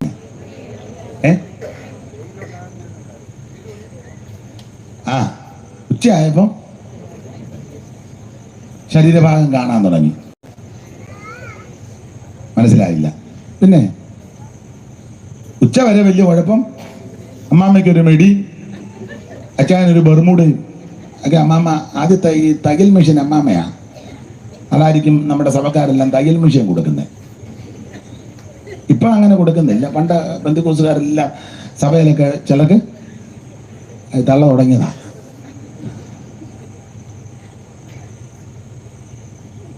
ആദ്യം നാണം തോന്നിയില്ല. തേജസ്സിന്റെ വസ്ത്രമാണ്. വിലക്കപ്പെട്ട കനി ഭുജിച്ചു കഴിഞ്ഞപ്പോൾ നാണം തോന്നി. എന്റെ ചിന്തയാ, എഴുതിയിട്ടില്ലെങ്കിൽ പുള്ളി അത്തിയെ ചാടി കയറി ഇല മറിച്ച് തള്ളയുടെ കൊടുത്ത് ഇങ്ങനെ പെട്ടെന്ന് ബർമുട തരാൻ പറഞ്ഞു. അപ്പൊ രണ്ടിനും ബർമുട മെടി ഒക്കെ ഒരു പരുവത്തിനൊപ്പിച്ച് ഉച്ചയായപ്പം പരുവക്കേടായി. വെയിലങ്ങോട്ട് ഉദിച്ച് ഉറച്ചു കഴിഞ്ഞപ്പോൾ പരുവക്കേടായി. അപ്പൊ ദൈവം തമ്പുരാന്റെ സ്നേഹമാണ്. തോല് കൊണ്ട് ഉടുപ്പുണ്ടാക്കി. അങ്ങനെയെങ്കിൽ സൂക്ഷ്മമായി പഠിച്ചാൽ ഒരു മൃഗം അറക്കപ്പെട്ടിട്ടുണ്ട്. ഒരു മൃഗം ആമേൻ അറക്കപ്പെട്ടു. അത് മറ്റാരുമല്ല, ഒരു കുഞ്ഞാടിനെ അറുത്തു. ചുരുക്കി പറഞ്ഞാൽ ഉൽപ്പത്തി പുസ്തകം മുതൽ കുഞ്ഞാടിനെ നമ്മൾ ദർശിക്കുന്നുണ്ട്. ദൈവത്തിന്റെ മഹത്വം. അങ്ങനെയെങ്കിൽ ഈ കുഞ്ഞാട് മറ്റാരുമല്ല, നസറയനാകുന്ന യേശു ക്രിസ്തുവാണ്.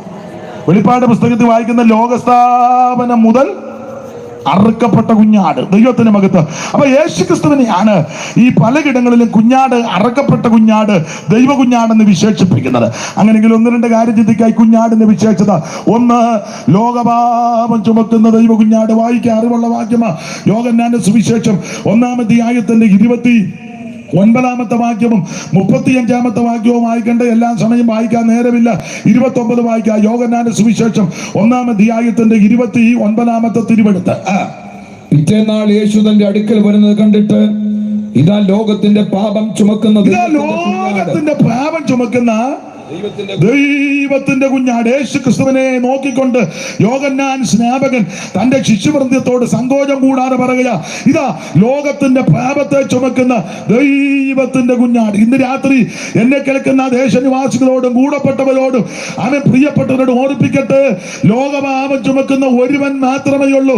അത് നസറയനാകുന്ന യേശു ക്രിസ്തു. മനുഷ്യൻ പാപികളാണ്. വിലക്കപ്പെട്ട കനി ഭുജിച്ചു, അനുസരണക്കേട് കാണിച്ചു, കൽപ്പനാലംഘനത്തിൽ അകപ്പെട്ടു. ഒരു വ്യത്യാസമില്ല. എല്ലാവരും പാപം ചെയ്യുന്ന ഈ പാപികളായ മനുഷ്യനെ രക്ഷിപ്പാൻ പാപമില്ലാത്ത നസറയനാകുന്ന യേശു ക്രിസ്തു സ്വർഗ മഹിമകൾ വെടിഞ്ഞ് ഈ താണലോകത്തിലേക്ക് ഇറങ്ങി വന്നു. വേഷത്തിൽ മനുഷ്യനായി കന്യാശൂന്യമായി ഈ ഭൂമിയിൽ അവതരിച്ചത് നസറയനാകുന്ന യേശു ക്രിസ്തു. എന്തിന്? മനുഷ്യവർഗത്തിന്റെ പാപത്തിന് പരിഹാരം വരുത്തുവാൻ. ആ യേശു ക്രിസ്തു നാടെങ്ങും നന്മ സുവിശേഷിച്ച് മരിച്ചവരെ ഉയർപ്പിച്ച് രോഗികളെ സൗഖ്യമാക്കി മുടന്തരെ നടത്തി നാനാ വ്യാധികളാലും ബാധകളാലും വലഞ്ഞവര് യേശു സുഖപ്പെടുത്തി. ആ യേശു ക്രിസ്തുവിനെ നോക്കിക്കൊണ്ട് യോഹന്നാൻ സ്നാപകൻ തന്റെ ശിഷ്യവൃന്ദങ്ങളോട് പറയാ, ഇതാ ലോകത്തിന്റെ പാപത്തെ ചുമക്കുന്ന ദൈവകുഞ്ഞാണ്. നിങ്ങൾ വേദപുസ്തകം പഠിക്കുന്നവരാ, ഉൽപ്പത്തി പുസ്തകം 22-ാം അധ്യായത്തിൽ ഒരു കുഞ്ഞാട് അറക്കപ്പെടുന്നുണ്ട്. അത് ഇസഹാക്കിന് പകരം അറക്കപ്പെട്ട കുഞ്ഞാടാ. പുറപ്പാട് പുസ്തകം 12-ാം അധ്യായത്തിൽ വീടൊന്നിന് ഒരാട്ടിൻകുട്ടി, അത് ഓരോ കുടുംബത്തിന് വേണ്ടി അറക്കപ്പെട്ട കുഞ്ഞാടാ. ലേവ്യ പുസ്തകം 16-ാം അധ്യായത്തിൽ ഇസ്രായേൽ മക്കളുടെ പാപം എല്ലാം കൂടെ ശിരസിലോട്ട് ഏൽപ്പിച്ചു കൊടുത്തൊരു കുഞ്ഞാടിനെ വിടുന്നുണ്ട്. 2 കുഞ്ഞാട, അതിലൊന്നിനെ മരുഭൂമിയിലേക്ക് അസസ്സലിന് ചീട്ട് വീഴുന്നയാട. ആ മഹാപുരോഹിതന്റെ കൈയെല്ലാം കൂടെ ഇസ്രായേൽ മക്കളുടെ പാപം എല്ലാം കൂടെ വെച്ച് ആടിന്റെ മേൽ ചുമത്തി അതിനെ വിടുകയാണ്. ഈ ആട്ടിൻകുട്ടിയുടെ പ്രത്യേകത 12 ഗോത്രങ്ങളുടെ പാപം വഹിച്ചു പോകുന്ന ആട്ടിൻകുട്ടിയാണ്. അപ്പോൾ ഉൽപ്പത്തി പുസ്തകം 22-ാം അധ്യായത്തിൽ വ്യക്തിക്ക് വേണ്ടി അറക്കപ്പെടുന്ന കുഞ്ഞാട്, പുറപ്പാട് 12-ൽ കുടുംബത്തിന് വേണ്ടി അറക്കപ്പെടുന്ന കുഞ്ഞാട്, ലേവിയ 16-ൽ 12 ഗോത്രങ്ങൾക്ക് വേണ്ടി മാത്രം വേർതിരിക്കപ്പെട്ട പാപം വഹിക്കുന്ന കുഞ്ഞാട്. എന്നാൽ യോഹന്നാന്റെ സുവിശേഷം 1-ാം അധ്യായത്തിലെ കുഞ്ഞാടിന്റെ വിശേഷത വ്യക്തിക്കും കുടുംബത്തിനും ഗോത്രത്തിനും മാത്രമല്ല മുഴു ലോകത്തിന്റെയും പാപം ചുമന്ന് അവൻ പരിഹരിക്കുന്ന കുഞ്ഞാടാണ് യേശു ക്രിസ്തു. ഇന്ന് രാത്രി നീ ഏത് മതത്തിലും കുലത്തിലും കുടുംബത്തിലും നിറത്തിലും നിലവാരത്തിൽപ്പെട്ട വ്യക്തിയാണെന്ന് ദൈവത്തിന് വിഷയമല്ല. ഈ ജാതിയും മതവും വർഗവും മരണവും എല്ലാം മനുഷ്യൻ ഒപ്പിച്ചു വെച്ച വിനകളാണ്. എല്ലാം മനുഷ്യൻ ഒപ്പിച്ചതാ. ഞങ്ങൾ ഇച്ചിരി കൂടിയതാ, അവരിച്ചിരി കുറഞ്ഞതാ, ഈ ഏരിയയിലെ ഏറ്റവും ടോപ്പ് ഞങ്ങളാ, മറ്റൊന്നും എല്ലാം ഈ വിവരക്കേടാ. വേദപുസ്തകം പഠിപ്പിക്കുന്നത് ഇവിടെ ആരും കൂടിയവരും കുറഞ്ഞവരുമില്ല. ഈ പുസ്തകം പക്ഷെ നമ്മുടെ പെന്തിക്കോസുകാരും വിശ്വസിക്കുന്നില്ല. ഇല്ല അല്ലെ, വെറുതെ കൈയടിക്കുകയും ചുമ്മാ ചാടുകയും ചെയ്യുന്നല്ലാതെ ഇതുകൊള്ളൊന്നും ഉപദേശമാര് വിശ്വസിക്കുന്നില്ലല്ലോ.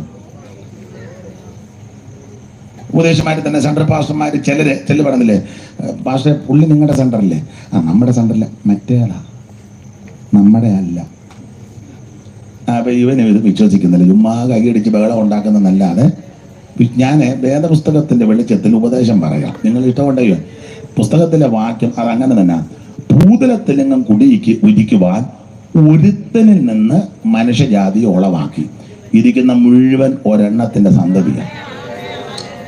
ഈ ദേശത്തന്നെ കേൾക്കുന്ന മുഴുവൻ എണ്ണവും ഒരെണ്ണത്തിന്റെ സന്തതിയാണ്. അല്ല, ഈ ഭൂമിയിൽ ജീവിക്കുന്ന സകല മനുഷ്യരും ഒരെണ്ണത്തിന്റെ സന്തതിയാണ്. നിങ്ങളാരും വിശ്വസിക്കുകയല്ല. വിശ്വസിക്കുന്നവര് ഇങ്ങനെയൊന്നും അല്ല ഇരിക്കുന്നത്. എന്നാലും ഇന്ന് രാത്രി ഇങ്ങനെയും വന്നിരിക്കുന്നല്ലോ, അതിന് ഞാൻ ദൈവത്തെ മഹത്വപ്പെടുത്തുന്നു. ഇതൊന്നും ആരും വിശ്വസിക്കുന്ന കേസല്ല. പക്ഷെ ഞാനിത് പൂർണ്ണമായിട്ട് വിശ്വസിക്കുകയും അംഗീകരിക്കുകയും ചെയ്യുന്നയാളാ. അങ്ങനെയാ ഞാൻ ആൾക്കാരോട് ഇടപെടുന്നത്. ഇത് മുഴുവൻ ഒരെണ്ണത്തിൻ്റെയാണ്. പക്ഷെ നമ്മുടെ പെന്തിക്കോസുകാർ ഇപ്പൊ അത് അംഗീകരിക്കുന്നില്ല. സിറിയൻ പെന്തിക്കോസ്, കനാനായ പെന്തിക്കോസ്, ഓർത്തഡോക്സ് പെന്തിക്കോസ്, ഈഴവ പെന്തിക്കോസ്, ചേരമർ പെന്തിക്കോസ്, സാംബവ പെന്തിക്കോസ്, പിന്നെ ഏതാ? നിങ്ങൾ ഈ ലോകത്തൊന്നും അല്ലയോ? ഒന്നും വിശ്വസിക്കുന്നില്ല നല്ലത്. വേദപുസ്തകത്തിന്റെ വെളിച്ചത്തിൽ ഉറപ്പിച്ചും നിറപ്പിച്ചും പറയാം, സകല എണ്ണ ഒരുത്തന്റെ സന്തതികളാണ്. ഭൂതലത്തിലെങ്ങും കുടിയിരിക്കുവാൻ അവൻ ഒരുത്തനിൽ നിന്ന് മനുഷ്യജാതിയെ ഉളവാക്കി. എന്നാൽ മനുഷ്യനായി സൂത്രങ്ങളെല്ലാം കണ്ടുപിടിച്ച് ഇല്ലേ? മനുഷ്യനാ. ബ്രാഹ്മണോകം നരേന്ദ്രോകം ആട്ടേടിതം കലർന്നിടുന്ന ജാന്തരെ ജന്തുക്കൾ ഭക്ഷിച്ചു കാക്ഷിച്ചു പോകിലും എന്ന് വെണ്ണീറായി ചമഞ്ഞു പോകിയിടിലും മണ്ണിന് കീഴായി കൃമികളായി പോകിലും നന്നല്ലതേ. മനുഷ്യനായി ആദ്യബ്രാഹ്മണൻ, ക്ഷത്രിയൻ, വൈശ്യൻ, ശൂദ്രൻ ഇതൊക്കെ കുരുക്കൊപ്പിച്ചേച്ച് ഒരുത്തം പോയി. അല്ല, അവന്റെ പേരും മറന്നുപോയി. അവനാന്നല്ലോ ഇത് മുഴുവൻ ഒപ്പിക്കുന്നത്. ഞങ്ങള് ഇപ്പോഴും വലിയ പുള്ളിക്കാരാണ്. ആര്? തമ്പുരാട്ടി. ഇപ്പോഴും അങ്ങനല്ലേ സംബോധന? അങ്ങനെ ഞങ്ങളുടെ അവിടെ ഒരു അച്ചാനുണ്ടായിരുന്നത്. ഈ പണ്ട കാലത്ത് അയിത്തമൊക്കെ ഉള്ള സമയം ഒരു വീട്ടിലെ തള്ളേനെ എല്ലാവരും തമ്പുരാട്ടി എന്നാണ് വിളിക്കുന്നത്. പുള്ളിക്ക് വിളിക്കാനോ കഴിയത്തില്ല. എന്നെ പുള്ളി അവിടെ ചെന്ന് ട്യൂണ് മാറ്റി വിളിക്കും, ചെമ്പിയേട്ടിയേ. അപ്പൊ അവരകത്ത് തമ്പുരാട്ടി എന്നാ കേൾക്കുന്നത്. പുള്ളി ചെമ്പിയേട്ടിയ എന്നാ വിളിക്കുന്നത്, ചെമ്പിയേട്ടിയേ. അപ്പൊ അവര് എന്തോ, അപ്പൊ അവര് തിരിയുന്നത് തമ്പുരാട്ടിന്ന് വിളിച്ചെന്നാ. തമ്പുരാട്ടി എന്നല്ല, പുള്ളി ചെമ്പിയേട്ടിയ എന്നാ വിളിക്കുന്നത്. അല്ല, എമ്പുകലം പോലെ ഇരിക്കുകയല്ലോ. മനുഷ്യനായി ജാതി സ്പർദ്ധയൊക്കെ ഉണ്ടാക്കി വെച്ചേക്കുന്നത്. ഇത്രയടി അകലം, ഇത്രയടി ദൂരം, മുറ്റത്ത് കയറാനൊക്കത്തില്ല, വാഴയില കോട്ടി കുഴി കൊത്തി കഞ്ഞി കൊടുക്കുന്നു, പള്ളിക്കൂടത്തിൽ കയറാനൊക്കത്തില്ല. ഇതെല്ലാം മനുഷ്യനൊപ്പിച്ച വിനകളാണ്. അതുകൊണ്ടല്ലോ വേറെ പുസ്തകത്തിൽ വായിക്കുന്നത്, ദൈവം നേരുള്ളവനായിട്ടാണ് മനുഷ്യനെ സൃഷ്ടിച്ച മുഴുവൻ സൂത്രം ഒപ്പിച്ച് വെച്ചേക്കുക. അതുകൊണ്ട് ദൈവം തമ്പുരാൻ ദുഃഖിച്ചെന്നാണ് എഴുതിയേക്കുന്നത്. ദുഃഖിച്ചു. ദൈവത്തിന് മനപ്രയാസമായി, മുടിഞ്ഞവനെ തെറ്റിച്ചല്ലോ എന്ന് ഓർത്താ. അങ്ങനെ എഴുതിയിട്ടില്ലെങ്കിലും ആശയം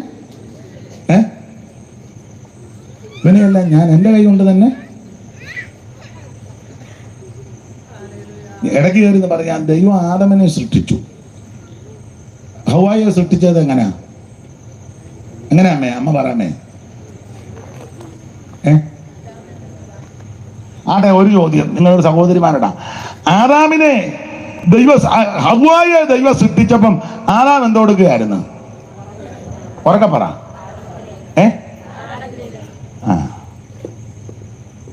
എന്തിനാ പുള്ളിക്ക് ഗാഠനെന്തിനാ കൊടുത്തേ? പറയാമേ.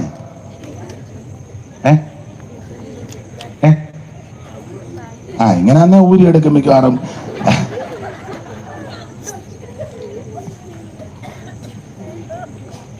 അമ്മ പറഞ്ഞമ്മേ. ഹവ്വായെ ദൈവം സൃഷ്ടിച്ചപ്പോൾ ആരാ എന്തെടുക്കുകയായിരുന്നു മോനെ? ഉറക്കെ പറഞ്ഞു. ഉറക്കെ പറഞ്ഞില്ലേ? എന്നാ വേണ്ട, പതുക്കെ പറഞ്ഞു. ഗാഠനിദ്ര ഉറങ്ങുകയായിരുന്നു. അതിനെ പുള്ളി ഉറങ്ങിയേ. പുള്ളിയെ ദൈവം ഉറക്കിയ എന്തിനാ? ദൈവം ഉറക്കിയ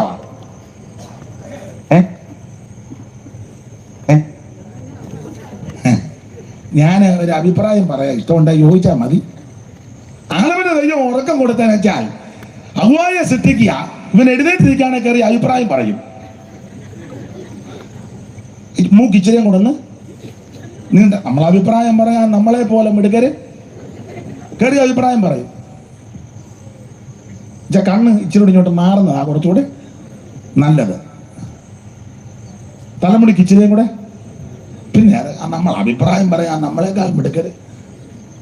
ഈ ദൈവത്തിന് ആരുടെ അഭിപ്രായം ഒന്നും വേണ്ട. അതിനെ ഉറക്കിയിട്ടത് എവിടെ ഉറങ്ങി കിടന്നാൽ മതി സമയമാകുമ്പം.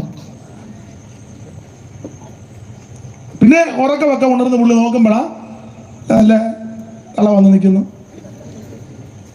ഉറക്കമുണർന്നവൻ കണ്ണുകൾ മന്ദം മന്ദം തുറക്കുന്നേരം ഒരു ദിവ്യാം നാരീരക്തം.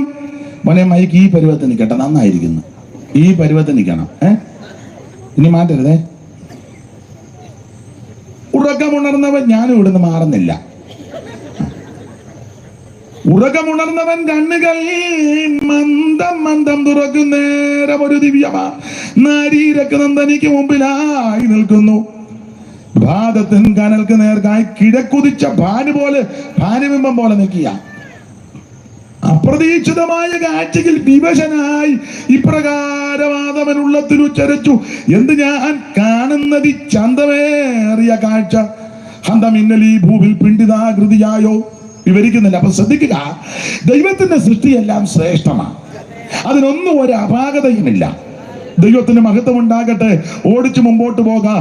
ഇവര് പാപം ചെയ്തു കഴിഞ്ഞപ്പോൾ തേജസ് നഷ്ടപ്പെട്ടു, നാണം തോന്നിയപ്പോൾ അത്തിയല കൂട്ടിത്തുന്നി അരയാടയുണ്ടാക്കി ഒക്കാതെ വന്നപ്പോൾ കരുണാമയനായ ദൈവം, സ്നേഹവാനായ ദൈവം ഒരു കുഞ്ഞാടിനെ അറുത്ത്, അല്ലെങ്കിൽ മൃഗത്തെ അറുത്ത് അതെ അവർക്ക് തോല് ഒപ്പിച്ചു കൊടുത്തു, അവരെ സംരക്ഷിച്ചു. ദൈവത്തിന് മഹത്വം. ഞാൻ ആ ഭാഗമൊന്നും വിവരിക്കുന്നില്ല. ആ യേശു ക്രിസ്തുവിനെ കുഞ്ഞാടെന്ന് വെളിപ്പെടുത്തിയിരിക്കുക. ഇവിടെ യോഹന്നാന്റെ സുവിശേഷം 1-ാം അധ്യായത്തിൽ കടന്നു പോകുന്ന ക്രിസ്തുവിനെ ചൂണ്ടിക്കൊണ്ട് യോഹന്നാൻ സ്നാപകൻ തന്നെ ശിഷ്യന്മാരോട് പറയുക, ലോകത്തിന്റെ പാപത്തെ ചുമക്കുന്ന ദൈവ കുഞ്ഞാടാ. ഇന്ന് രാത്രി എന്നെ കേൾക്കുന്ന പ്രിയരെ, വ്യക്തികളുടെയും കുടുംബത്തിന്റെയും ഗോത്രങ്ങളുടെ മാത്രമല്ല, യേശു ക്രിസ്തു മുഴു ലോകത്തിന്റെയും പാപം ചുമക്കുന്ന ദൈവ കുഞ്ഞാട്. ഇന്ന് രാത്രി പാപികളാകുന്ന മനുഷ്യനെ രക്ഷിക്കുവാൻ പാപമില്ലാത്ത പരിശുദ്ധനായ യേശു ക്രിസ്തു സ്വർഗ മഹിമകൾ വെടിഞ്ഞ് താണലോകത്തിൽ ഇറങ്ങി വന്നു. നാടെങ്ങും നന്മ സുവിശേഷിച്ച് മരിച്ചവരെ ഉയർപ്പിച്ചു, രോഗികളെ സൗഖ്യമാക്കി തിരുവെടുത്ത് പറഞ്ഞതുപോലെ അവിടുന്ന് കഷ്ടാനുഭവങ്ങളിൽ കൂടി കടന്നുപോയി പങ്കപ്പാടുകൾ സഹിച്ച് ആമേനത് പീഡകൾ ഏറ്റ് ക്രൂശിൽ മരിച്ചു. ആമേൻ 3-ാം ദിവസം തിരുവെടുത്ത് പറഞ്ഞതുപോലെ ഉയർത്ത് ഇന്നും ജീവിക്കുന്ന യേശു. ആ യേശുവിനെ ചൂണ്ടിക്കൊണ്ടാ പറഞ്ഞ ലോകപാപം ചുമക്കുന്ന ദൈവ കുഞ്ഞാട് ഇന്ന് രാത്രി ഈ മനുഷ്യവർഗത്തിന്റെ പാപത്തിന് പരിഹാരം വരുത്തുവാൻ കഴിവുള്ളവനായ യേശു ക്രിസ്തു. മറ്റൊരുത്തനും രക്ഷയില്ല. നാം രക്ഷിക്കപ്പെടുവാൻ ആകാശത്തിന് കീഴിൽ മനുഷ്യരുടെ ഇടയിൽ നൽകപ്പെട്ട ഒരേ ഒരു നാമം യേശു ക്രിസ്തുവിന്റെ പരിശുദ്ധ നാമം. യേശുവിന്റെ പരിശുദ്ധ രക്തത്താൽ സകല പാപങ്ങളും പരിഹരിക്കപ്പെടും. അവിടുത്തെ രക്തം പുണ്യാക രക്തമാ, വിലയേറിയ രക്തമാ. ആമേൻ സ്തോത്രം. ഹാബേലിന്റെ രക്തത്തെക്കാളും ഗുണകരമായി സംസാരിക്കുന്ന പുണ്യാക രക്തമാ. ഇന്ന് രാത്രി ഒറ്റ വാക്ക് പ്രാർത്ഥിച്ചാൽ മതി, യേശുവേ ഞാനൊരു പാപിയാ, എന്റെ പാപം ക്ഷമിക്കണം, അവിടുത്തെ പരിശുദ്ധ രക്തത്താൽ എന്റെ പാപങ്ങൾ കഴുകി മോചിക്കണമെന്ന് ആര് ഇന്ന് രാത്രി പ്രാർത്ഥിക്കും അവരെ യേശു രക്ഷിക്കും. ഇന്ന് രാത്രി പാപങ്ങൾ പരിഹരിക്കുന്ന ദൈവ കുഞ്ഞാടാകുന്ന യേശു. അപ്പോൾ ഒന്നാമത്തെ കുഞ്ഞാട് ലോകപാപം ചുമക്കുന്ന ദൈവ കുഞ്ഞാടാ. പാപത്തിന് പരിഹാരം വരുത്തുവാൻ കർമ്മമാർഗമോ പുണ്യപ്രവൃത്തിയോ ദാനധർമ്മങ്ങളോ നേർച്ച കാഴ്ചകളോ ആചാര അനുഷ്ഠാനങ്ങളോ കർമ്മകാണ്ഡങ്ങളോ ഒന്നുമില്ല. ഇരിക്കുന്ന ഇടത്ത് കേൾക്കുന്ന ഇടത്തിരുന്ന ഒറ്റ വാക്ക് പറഞ്ഞാൽ മതി, യേശു നിന്റെ പാപം മോചിക്കും. മീകാ പ്രവചനം 6-ാം അധ്യായത്തിന്റെ 8-ാം വാക്യം ഇതിനോട് ചേർത്തൊന്ന് വായിച്ചേച്ച് നമുക്ക് അടുത്ത ഭാഗത്തേക്ക് വരാം. മീകാ പ്രവചനം 6-ാം അധ്യായത്തിന്റെ 8-ാമത്തെ വാക്യം ഒന്ന് വായിച്ചാട്ടെ. ദൈവത്തിന് മഹത്വം ഉണ്ടാകട്ടെ. നിനക്ക് കാണിച്ചു തന്നിരിക്കുന്നു. ഒന്നുകൂടെ വായിച്ചോ. മനുഷ്യ നല്ലതെന്തെന്ന് അവർ നിനക്ക് കാണിച്ചു തന്നു. മനുഷ്യ നല്ലതെന്തെന്ന് നിനക്ക് കാണിച്ചു തന്നിരിക്കുക. ന്യായം പ്രവർത്തിപ്പാനും ദയാതൽപരനായിരിക്കാനും നിന്റെ ദൈവത്തിന്റെ സന്നിധിയിൽ താഴ്മയോടെ നടപ്പാനുമല്ലാതെ എന്താകുന്നു യഹോവ നിന്നോട് ചോദിക്കുന്നത്. വേറെ എന്തുവാ? വേറൊന്നും ദൈവം ചോദിക്കുന്നില്ല. എന്താകുന്നു ചോദിക്കുന്നത്? ദൈവത്തിന് മഹത്വം. താഴ്മയോടെ നടപ്പാനും ദയാതൽപരനായിരിക്കാനും അല്ലാതെ വേറെ എന്നാ ചോദിക്കുന്നത്? ദൈവത്തിന് ആടിന് വേണ്ട, പശുവിന് വേണ്ട, കാളെ വേണ്ട, ഏത്തക്കൊല വേണ്ട, പൈനാപ്പിള് വേണ്ട, ആപ്പിള് വേണ്ട, ഓറഞ്ച് വേണ്ട, പൂവൻകോഴി വേണ്ട, പടക്കോഴി വേണ്ട, പൊരുന്നക്കോഴിയും വേണ്ട. ദൈവത്തിന് ഇതൊന്നും ആവശ്യമില്ല. ദൈവത്തിന് ആവശ്യം നീ താഴ്മയോടും ദയോടും ജീവിക്കുക, നീ ദൈവത്തെ അറിയുക. ഇതേ ദൈവത്തിന് ആവശ്യമുള്ളൂ. ദൈവത്തിന് ആവശ്യം നിന്നെയാണ്. നിന്റെ ഭൗതികമായ ഒരു കാര്യവും ദൈവത്തിന് വേണ്ട. ദൈവത്തിന് നിന്റെ ഒരു ഭൗതിക വസ്തുക്കളും വേണ്ട. 5 സെന്റ് സ്ഥലം ദൈവത്തിന് കൊടുത്തുന്നു. കാരണം പുള്ളി പുറമ്പോക്കി കിടക്കുക. 5 സെന്റ് സ്ഥലം കൊടുത്തവൻ ഏതാ? 5 ഏക്കർ ഉള്ളവൻ 5 സെന്റ് സ്ഥലം. എന്നാൽ ഈ മുടിഞ്ഞവൻ ഒരു 1/2 ഏക്കർ കൊടുക്കുവോ? മിണ്ടുന്നില്ല. എനിക്ക് ധാരാളം പേരെ അറിയാം. ഏക്കർ കണക്കിന് വസ്തുവുള്ള പുള്ളി സഭയ്ക്ക് കൊടുത്തതാ 5 സെന്റ് അല്ലെങ്കിൽ 7, 10 കൊടുത്തവര് വിരളവാ. ഈയിടെ ഒരു സ്ഥലത്ത് ഞാൻ വെച്ച് ഹോള് ഞാൻ പാസോട് വെച്ച് എത്ര സെന്റ് ഉണ്ട്? 10 ഏക്കറുണ്ട്. പുള്ളി കൊടുത്ത 5 സെന്റ്. വഴിയില്ല, പുഴയില്ല, ഒറ്റക്കാലം എന്ന് വേണം ഹോളിലോട്ട് കയറാൻ. ദൈവത്തിന് നിന്റെ വസ്തു ഒന്നും വേണ്ട, ദൈവത്തിന് പൈസയും വേണ്ട. ദൈവത്തിന് ആവശ്യം നിന്നെയാ. ദൈവത്തിന് കാണിക്കൊന്നും വിടണ്ട. ദൈവത്തിന് നിന്നെ കണ്ടാ മതി. നിന്നെ കാണുമ്പോൾ തന്നെ ദൈവത്തിന് സന്തോഷമാണ്, ദൈവത്തിന് മഹത്വം. ഇന്ന് രാത്രി അവൻ പാപത്തിന് പരിഹാരം വരുത്തുന്ന ഒരുവനേ ഉള്ളൂ, നസ്രയനാകുന്ന യേശു ക്രിസ്തു. ഓടിച്ചവസാനിപ്പിക്കാം. 1, ലോകത്തിന്റെ പാപത്തെ ചുമക്കുന്ന ദൈവത്തിന്റെ കുഞ്ഞാട് യേശു ക്രിസ്തു. 2ാമത്തെ കുഞ്ഞാട് നമുക്ക് വായിക്കാം. ഇപ്പോൾ വായിച്ച വേദഭാഗത്തിലുണ്ടല്ലോ, വെളിപ്പാട് പുസ്തകം 5-ാം അധ്യായത്തിന്റെ ആമേൻ സ്തോത്രം 9-ാമത്തെ വാക്യം ഒന്നുകൂടെ വായിച്ചു. 9ഉം 10ഉം. പുസ്തകം വാങ്ങാനും അതിന്റെ മുദ്ര പൊട്ടിപ്പാനും നീ യോഗ്യൻ. നീ അറക്കപ്പെട്ടു. ദൈവത്തിന്റെ മകത്ത് ഈ കുഞ്ഞാട്, 2ാമത്തെ കുഞ്ഞാട്, അറക്കപ്പെട്ട കുഞ്ഞാട്. അത് പരാമർശിച്ചത് കൊണ്ട് വിസ്തരിക്കുന്നില്ല. അറക്കപ്പെട്ട കുഞ്ഞാട്. അറക്കപ്പെട്ടെന്ന് പറഞ്ഞാൽ അതിന്റെ അർത്ഥം എത്രേ ഉള്ളൂ? രക്തം ചീന്തിയ കുഞ്ഞാട്. രക്തം ചീന്തിയ ഒരുവനെ ഉള്ളു, നസറേയനാകുന്ന യേശു ക്രിസ്തു. സ്വന്തം രക്തം ചിന്തി അവൻ മനുഷ്യവർഗത്തെ രക്ഷിച്ചു.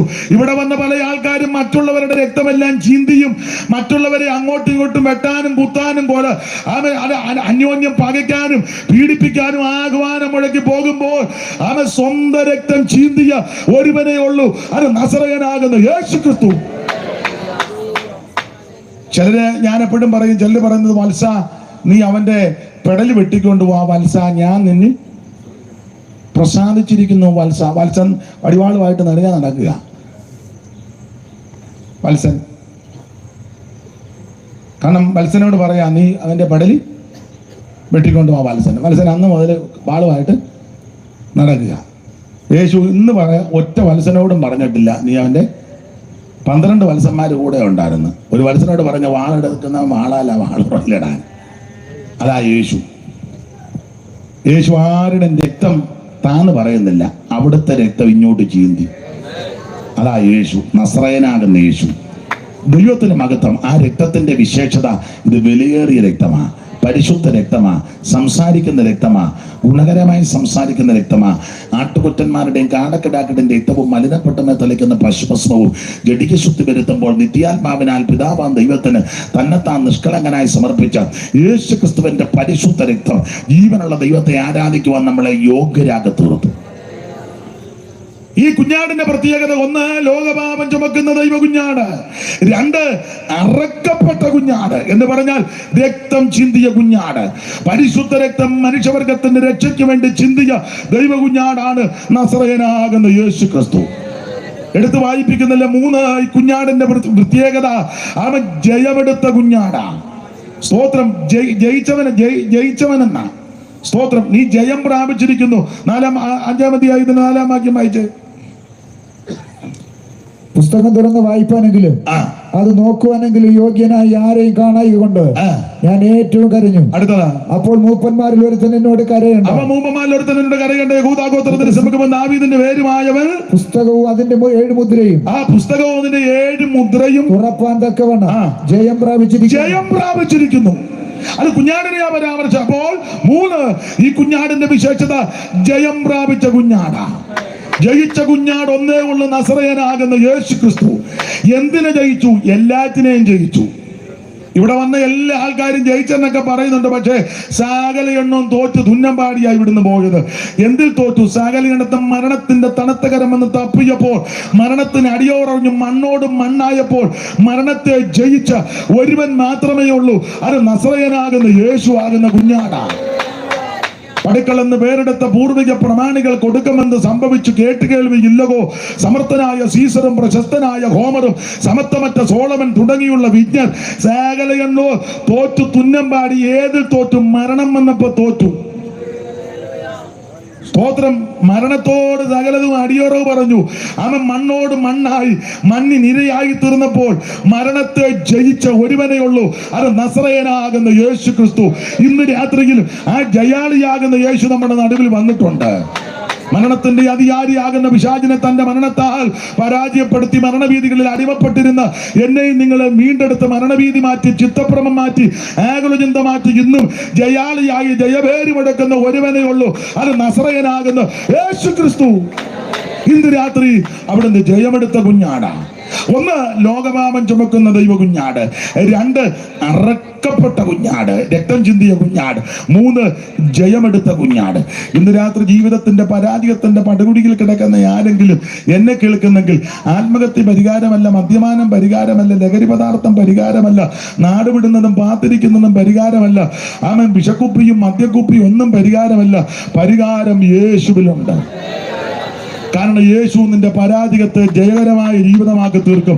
കാരണം യേശു ജയമെടുത്തവനാ. ഇന്ന് രാത്രി യേശുവിനോട് പ്രാർത്ഥിച്ച്, എൻ്റെ യേശുവേ എന്നെ തള്ളിക്കളയരുത്. എൻ്റെ യേശുവേ ഇന്ന് രാത്രി എൻ്റെ പരാജയത്തെ ജയമാക്കി തീർക്കണം. എൻ്റെ യേശുവേ നീ ജയിച്ചവനാ. ഇന്ന് രാത്രി നിന്നോട് എൻ്റെ വിഷയങ്ങൾ പറയുക. എന്നെ ഇന്ന് രാത്രി രക്ഷിക്കണമെന്ന് ആര് പ്രാർത്ഥിക്കും? സ്നേഹിത സുഹൃത്തെ, മാതാവേ, പിതാവേ, എന്നെ കേൾക്കുന്ന മാന്യമിത്രമേ, നിന്റെ കുടുംബത്തിന്റെ ജീവിതത്തിന്റെ പരാജയത്തെ അവൻ മാറ്റിക്കളഞ്ഞ് ജയകരമായി ജീവിതം നയിക്കുവാൻ നിന്നെ ശക്തീകരിക്കുന്ന ജയാളിയാകുന്ന യേശു ഇന്ന് രാത്രി ഇവിടെ വന്നിട്ടുണ്ട്. ആ ജയാളിയാകുന്ന ദൈവകുഞ്ഞാനോടൊരു കാര്യം പറ. ആമൻ. അവിടുന്ന് ജയമെടുത്ത കുഞ്ഞാട. എല്ലാം യേശുവോടു ചെന്നു ചൊല്ലിടുമ്പോൾ താൻ കേൾക്കും. യേശുവോടു ചെന്ന് ചൊല്ലിടുമ്പോൾ താൻ കേൾക്കും. ഇന്ന് രാത്രി ജയാളിയാകുന്ന കുഞ്ഞാട്. ദൈവത്തിന് മഹത്വം. 1-2 കാര്യത്തോടെ പറഞ്ഞ് എന്റെ വാക്കിൽ നിന്ന് ഞാൻ വിരമിക്കുകയാണ്. ദൈവത്തിന് സ്തോത്രം. ഈ കുഞ്ഞാടിന്റെ പ്രത്യേകത: 1, ലോകപാപം ചുമക്കുന്ന കുഞ്ഞാട്. 2 അറക്കപ്പെട്ട കുഞ്ഞാട്, 3 ജയമെടുത്ത കുഞ്ഞാട്, 4 5-ാം അധ്യായത്തിൽ അവൻ ആരാധനയ്ക്ക് യോഗ്യനാകുന്ന കുഞ്ഞാട്. 8, 9 വാക്യങ്ങൾ ഒന്നുകൂടെ വായിച്ചാട്ടെ. ഇവിടെ വായിച്ചു. പുസ്തകം വാങ്ങിയപ്പോൾ 4 ജീവികളും 24 മൂപ്പന്മാരും ഓരോരുത്തരും വീണയും വിശുദ്ധന്മാരുടെ പ്രാർത്ഥന എന്ന ധൂപവർഗം നിറഞ്ഞ പൊൻകലശവും പിടിച്ചുകൊണ്ട് കുഞ്ഞാടിന് മുൻപാകെ വീണു. കുഞ്ഞാടിന്റെ മുമ്പാകെ വീണിട്ട് പറഞ്ഞു തന്നതാ, പുസ്തകം വാങ്ങുവാനും അതിന്റെ മുദ്ര പൊട്ടിപ്പാനും നീ യോഗ്യൻ, പിന്നെ നീ അറുക്കപ്പെട്ടു, നിന്റെ രക്തം കൊണ്ട് സർവഗോത്രത്തിലും ഭാഷയിലും വംശങ്ങളും ജാതികളിൽ നിന്നുള്ളവരെ ദൈവത്തിനായി വിലയ്ക്ക് വാങ്ങി, പിന്നെ ഞങ്ങളുടെ ദൈവത്തിന് അവരെ രാജ്യം പുരോഹിതന്മാരും ആക്കി വെച്ചു. അവർ ഭൂമിയിൽ വാഴുന്നു എന്നൊരു പുതിയ പാട്ട് അവർ പാടുന്നു. പിന്നെ ഞാൻ ദർശനത്തിൽ, അപ്പൊ ചുരുക്കി പറഞ്ഞാൽ താഴോട്ട് പഠിക്കുമ്പോൾ കുഞ്ഞാടെ നീ യോഗ്യൻ, സ്തോത്രത്തിനും സ്തുതിക്കും മഹത്വത്തിനും. അവർ അത്യുച്ചത്തിൽ അറക്കപ്പെട്ട കുഞ്ഞാട് ശക്തിയും ധനവും ജ്ഞാനവും ബലവും ബഹുമാനവും മഹത്വം സ്തോത്രം ലഭിപ്പാൻ യോഗ്യൻ എന്ന് പറഞ്ഞാൽ ആരാധനയ്ക്ക് യോഗ്യനാകുന്ന കുഞ്ഞാട്. ഇന്ന് രാത്രി എന്നെ കേൾക്കുന്ന പ്രിയരെ, ഈ കുഞ്ഞാടിന്റെ പ്രത്യേകത ആരാധനയ്ക്ക് യോഗ്യനാകുന്ന കുഞ്ഞാടാ. ആരെ ആരാധിക്കണം? യേശുവിനെ ആരാധിക്കണം. ഒന്നുകൂടെ തെളിച്ച് പറഞ്ഞാൽ ആരെ ആരാധിക്കണം? ദൈവത്തെ ആരാധിക്കണം. ആരെ ആരാധിക്കരുത്? വേറെ ആരെ ആരാധിക്കരുത്. ആരാണ് ആരാധിക്കേണ്ടത്? ഇതെല്ലാം വേദപുസ്തകത്തിന്റെ വെളിച്ചത്തിൽ ചിന്തിക്കേണ്ടതാണ്. ആരെ ആരാധിക്കണം? ദൈവത്തെ ആരാധിക്കണം. അതന്നെ, അവിടുന്ന് സകലത്തെ സൃഷ്ടിച്ചവനാ. അതുകൊണ്ടാണ് ദൈവത്തെ സൃഷ്ടിനെ അല്ല ആരാധിക്കേണ്ടത്, സൃഷ്ടിച്ച ദൈവത്തെ ആരാധിക്കണം. ഈ കാണുന്ന സകല ജരാചരങ്ങളെയും ഭൂചരകേചര വസ്തുക്കളെയും നക്ഷത്രങ്ങളെയും ആനഗോളങ്ങളെയും ഈ അണ്ടകടാകത്തെ മുഴുവൻ സൃഷ്ടിച്ചൊരു ദൈവമുണ്ട്. ആ ദൈവത്തെ വേണം ആരാധിക്കാൻ. ആരെ ആരാധിക്കണം? ദൈവത്തെ ആരാധിക്കണം. ആരെ ആരാധിക്കരുത്? വേറെ ആരെ ആരാധിക്കരുത്. മനുഷ്യനെ ആരാധിക്കരുത്. മൃഗത്തെ കൊല്ലണ്ട, പക്ഷെ മൃഗത്തെ ആരാധിക്കണ്ട. മനുഷ്യനെ ആരാധിക്കണ്ട, വൃക്ഷത്തെ ആരാധിക്കണ്ട, ഭൂമിയെ ആരാധിക്കണ്ട, നക്ഷത്രത്തെ, സൂര്യനെ, ചന്ദ്രനെ ഒന്നും അതിനെല്ലാം ബഹുമാനിച്ച് അതിനോടൊക്കെ നീതിബോധം പുലർത്തി വേണം. എൻ്റെ അഭിപ്രായം ആ മരമെല്ലാം വെട്ടിക്കളയരുതെന്നുള്ളതാണ്. പിന്നെ ഉള്ള മൂരിനെ എല്ലാം വെട്ടി അറുത്തങ്ങ് തിന്നുക, അതിന് മൂരിയുടെ ഊരാ. എന്തിനാ കൊല്ലുന്നേ? അതവിടെ നിൽക്കട്ടെ. ആരെ ആരാധിക്കണം? ദൈവത്തെ ആരാധിക്കണം. ആരെ ആരാധിക്കരുത്? വേറെ ആരെ ആരാധിക്കരുത്. അപ്പനെ ആരാധിക്കരുത്, അമ്മയെ ആരാധിക്കരുത്, പാസ്റ്റർമാരെ ആരാധിക്കരുത്, വിശ്വാസിനെ ആരാധിക്കരുത്, വല്യപ്പച്ചനെ ആരാധിക്കരുത്, വല്യപ്പച്ചന്റെ അപ്പച്ചനെ ആരാധിക്കരുത്. ഇതിനൊന്നും ആരാധിക്കരുത്. ഈ കാണുന്ന സകല ജരാചരങ്ങളും ഭൂചരകേചര വസ്തുക്കളും ഉണ്ട്. മൃഗത്തെയും മനുഷ്യനെയും നക്ഷത്രത്തെയും ഒന്നും ആരാധിക്കരുത്. ആരാധനയ്ക്ക് യോഗ്യൻ ദൈവമാണ്. സൃഷ്ടിനെ അല്ല ആരാധിക്കേണ്ടത്, സൃഷ്ടിച്ച ദൈവം തമ്പുരാനെ ആരാധിക്കണം. ഇനി ആരാണ് ആരാധിക്കേണ്ടത്? എല്ലാവരും ആരാധിച്ചാൽ ഒക്കത്തില്ല. ആരാധനയ്ക്ക് യോഗ്യതയുണ്ട്, അതിന് വേർപാടുണ്ട്. നിങ്ങൾ ദൈവമക്കളായതുകൊണ്ട് ഞാൻ പറയുന്ന കാര്യം പെട്ടെന്ന് പിടികെട്ടാം. മിസ്രയീമിൽ ഏതാണ്ട് 430 വർഷത്തെ മൊത്തത്തിൽ കണക്ക് 430. എന്നാൽ 215 വർഷം ആ പീഡ. ഈ പീഡാകാലങ്ങളിൽ മിസ്രയീമിൽ കിടന്ന് ഇവരെ ഒറ്റ ദിവസം പോലും ആരാധിച്ചെന്നൊരു വാക്യമില്ല. പിന്നെ അവര് ഇക്കരെ വന്നു കഴിഞ്ഞപ്പോൾ പറഞ്ഞ് ഞങ്ങൾ ശാപ്പാട് കഴിച്ചെന്ന വാക്യമുണ്ട്. ഇറച്ചിക്കലത്തിന്റെ അടുക്കൽ ഇരിക്കുക, അതിനെ അടിച്ച് പെരുകി, അതൊക്കെ അവർ പറഞ്ഞിട്ടുണ്ട്. പക്ഷെ ആരാധിച്ചെന്ന ഒറ്റ വാക്യം ഇല്ല. പിന്നെ ആരാധിച്ചത് എപ്പോഴാണെന്ന് ചോദിച്ചാൽ കുഞ്ഞാടിനെ അറുത്ത് ചോരത്തല ആചരിച്ചു. രക്ഷിക്കപ്പെട്ടവർ യാത്ര ചെയ്തു, ചെങ്കടൽ കടന്നു, സ്നാനപ്പെട്ട് മറകര കയറിയപ്പോൾ മോശയും ഇസ്രായേൽ പുരുഷന്മാരും കൂടെ പാട്ട് പാടി ദൈവത്തെ മഹത്വപ്പെടുത്തി. 20ാമത്തെ വാക്യത്തിൽ അഹരോന്റെ സഹോദരി മിരിയാം തപ്പെടുത്ത് നൃത്തം ചെയ്തു. അപ്പോൾ ആരാധിച്ചത് എപ്പോഴാന്ന് ചോദിച്ചാൽ ചെങ്കടലും കടന്ന് അക്കരെ കയറിയപ്പോൾ ആരാധിച്ചത്.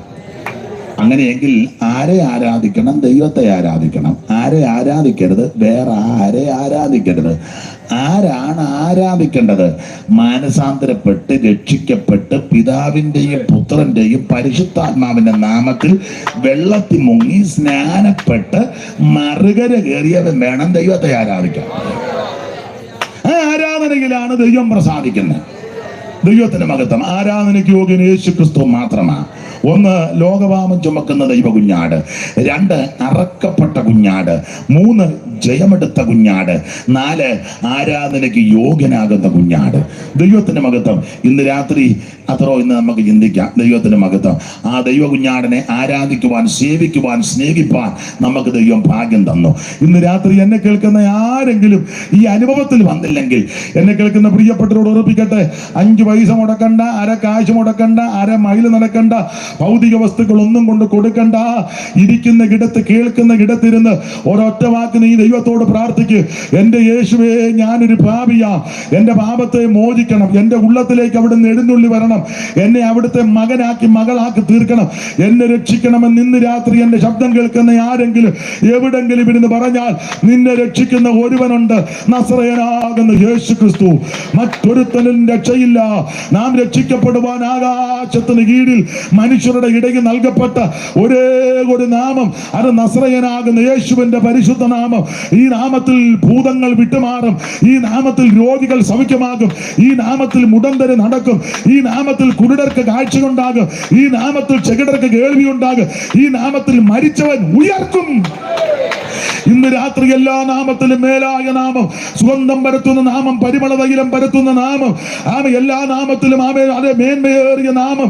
ഇത് വിശേഷമാകുന്ന നാമമാണ്. സ്വർലോകരുടെയും ഭൂലോകരുടെയും അധോലോകരുടെ മുഴങ്കാലുകൾ മടങ്ങുന്ന, വിറയ്ക്കുന്ന പരിശുദ്ധ നാമമാണ് യേശുവിന്റെ നാമം.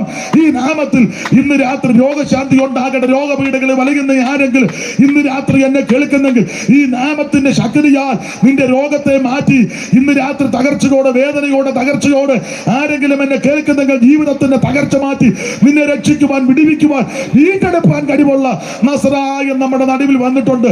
എല്ലാവരും അല്പസമയം ദൈവത്തെ മഹത്വപ്പെടുത്തിയാട്ടെ. എല്ലാവരും അല്പസമയം ദൈവത്തെ മഹത്വപ്പെടുത്താം. യേശു നമ്മുടെ നടുവിലുണ്ട്, യേശു നമ്മുടെ നടുവിലുണ്ട്. എല്ലാവരും അല്പസമയം ദൈവത്തെ സ്തുതിക്കാം. ആ പഴയ പാട്ടിന്റെ 2 ചരണങ്ങൾ നമുക്ക് കൈയടിച്ച് പാടി ദൈവത്തെ മഹത്വപ്പെടുത്താം. എല്ലാ നാമത്തിലും മേലായ നാമം, ഭക്തർ ജനം മാറ്റുന്ന, കൈയടിച്ചു. എല്ലാ നാമത്തിലും മേലായ നാമം, ഭക്തർ ജനം മാറ്റുന്ന, എല്ലാ മുഴങ്കാലും മടങ്ങിടും തിരുമുമ്പിൽ വല്ലഭത്വമുള്ള നാമോ. എല്ലാ മുഴങ്കാലും മടങ്ങിടും തിരുമുമ്പിൽ വല്ലഭത്വമുള്ള നാമോ. ശ്രീയേശുനാമം അതിശയനാമം, ഏഴേനിക്കിമ്പനാമോ. ശ്രീയേശുനാമം അതിശയനാമം, ഏഴേനിക്കിമ്പനാമോ. ഭൂമിയെ ഒരുപോൽ വാഴ്ത്തി വണങ്ങുന്നാമോ. ഭൂമിയേവം പാതാളം ഒരുപോൽ വാഴ്ത്തി വണങ്ങുന്നാമോ. വായിലും ഭൂമിയിലുമുള്ള എല്ലാ അധികാരത്തെയും ആയിരം വർദ്ധിച്ച നാമോ. വായിലും ഭൂമിയിലുമുള്ള എല്ലാ അധികാരത്തെയും ആയിരം വർദ്ധിച്ച നാമോ. ശ്രീയേശുനാമം അതിശയനാമം, ഏഴേനിക്കിമ്പനാമോ. ശ്രീയേശുനാമം അതിശയനാമോ, ഏഴേനിക്കിമ്പനാമോ. ഹല്ലേലൂയ പാടാം. കേട്ടിരുന്ന എല്ലാ പ്രിയപ്പെട്ടവർക്കും നന്ദി. ദേശനിവാസികൾക്ക് നന്ദി. ഒരു നിമിഷം എല്ലാവരും എഴുന്നേറ്റ് നിന്ന് ആ കരങ്ങൾ രണ്ടും വീശി ഉയർത്തി അല്പസമയം ദൈവത്തെ മഹത്വപ്പെടുത്തി. ഇറങ്ങി പോകരുത്, എഴുന്നേറ്റിരിക്കാനാ പറഞ്ഞ്. ആ കരങ്ങളൊന്ന് വീശി ഉയർത്തി ദൈവത്തെ മഹത്വപ്പെടുത്തിയാട്ടെ. ഹല്ലേലൂയ. ഇന്നും എന്നേക്കും വേർപിരിയാതെ ക്രിസ്തുവിൻ കരങ്ങൾ രണ്ടും ഉയർത്തി നമ്മളെല്ലാം ഇന്നും എന്നേക്കും വേർപിരിയാതെ ക്രിസ്തുവിൻ കൂടെ വാഴ്ത്തും നമ്മളെല്ലാം. യഹോവ നിങ്ങളെ അനുഗ്രഹിച്ച് കാക്കുമാറാകട്ടെ. യഹോവ തിരുമുഖം നിങ്ങളുടെ മേൽ പ്രകാശിപ്പിച്ച് കൃപയുള്ളവനാകട്ടെ. യഹോവ തിരുമുഖം നിങ്ങളുടെ മേൽ ഉയർത്തി നിങ്ങൾക്ക് സമാധാനം നൽകുമാറാകട്ടെ. കരമുയർത്തി ഹല്ലേലൂയ പാടാം. ഈ ശുശ്രൂഷയ്ക്ക് എന്നെ ക്ഷണിച്ച കർത്തദാസനും സഭയ്ക്കും എന്നെ ഇതുവരെ കേട്ടിരുന്ന പ്രിയപ്പെട്ടവർക്ക് നന്ദി. പ്രാർത്ഥനയിൽ ഓർക്കാൻ, കർത്താവിന്റെ വരവിനായിട്ടൊരുങ്ങാം. ആ ദൈവകുഞ്ഞാടനെ ഭജിച്ച്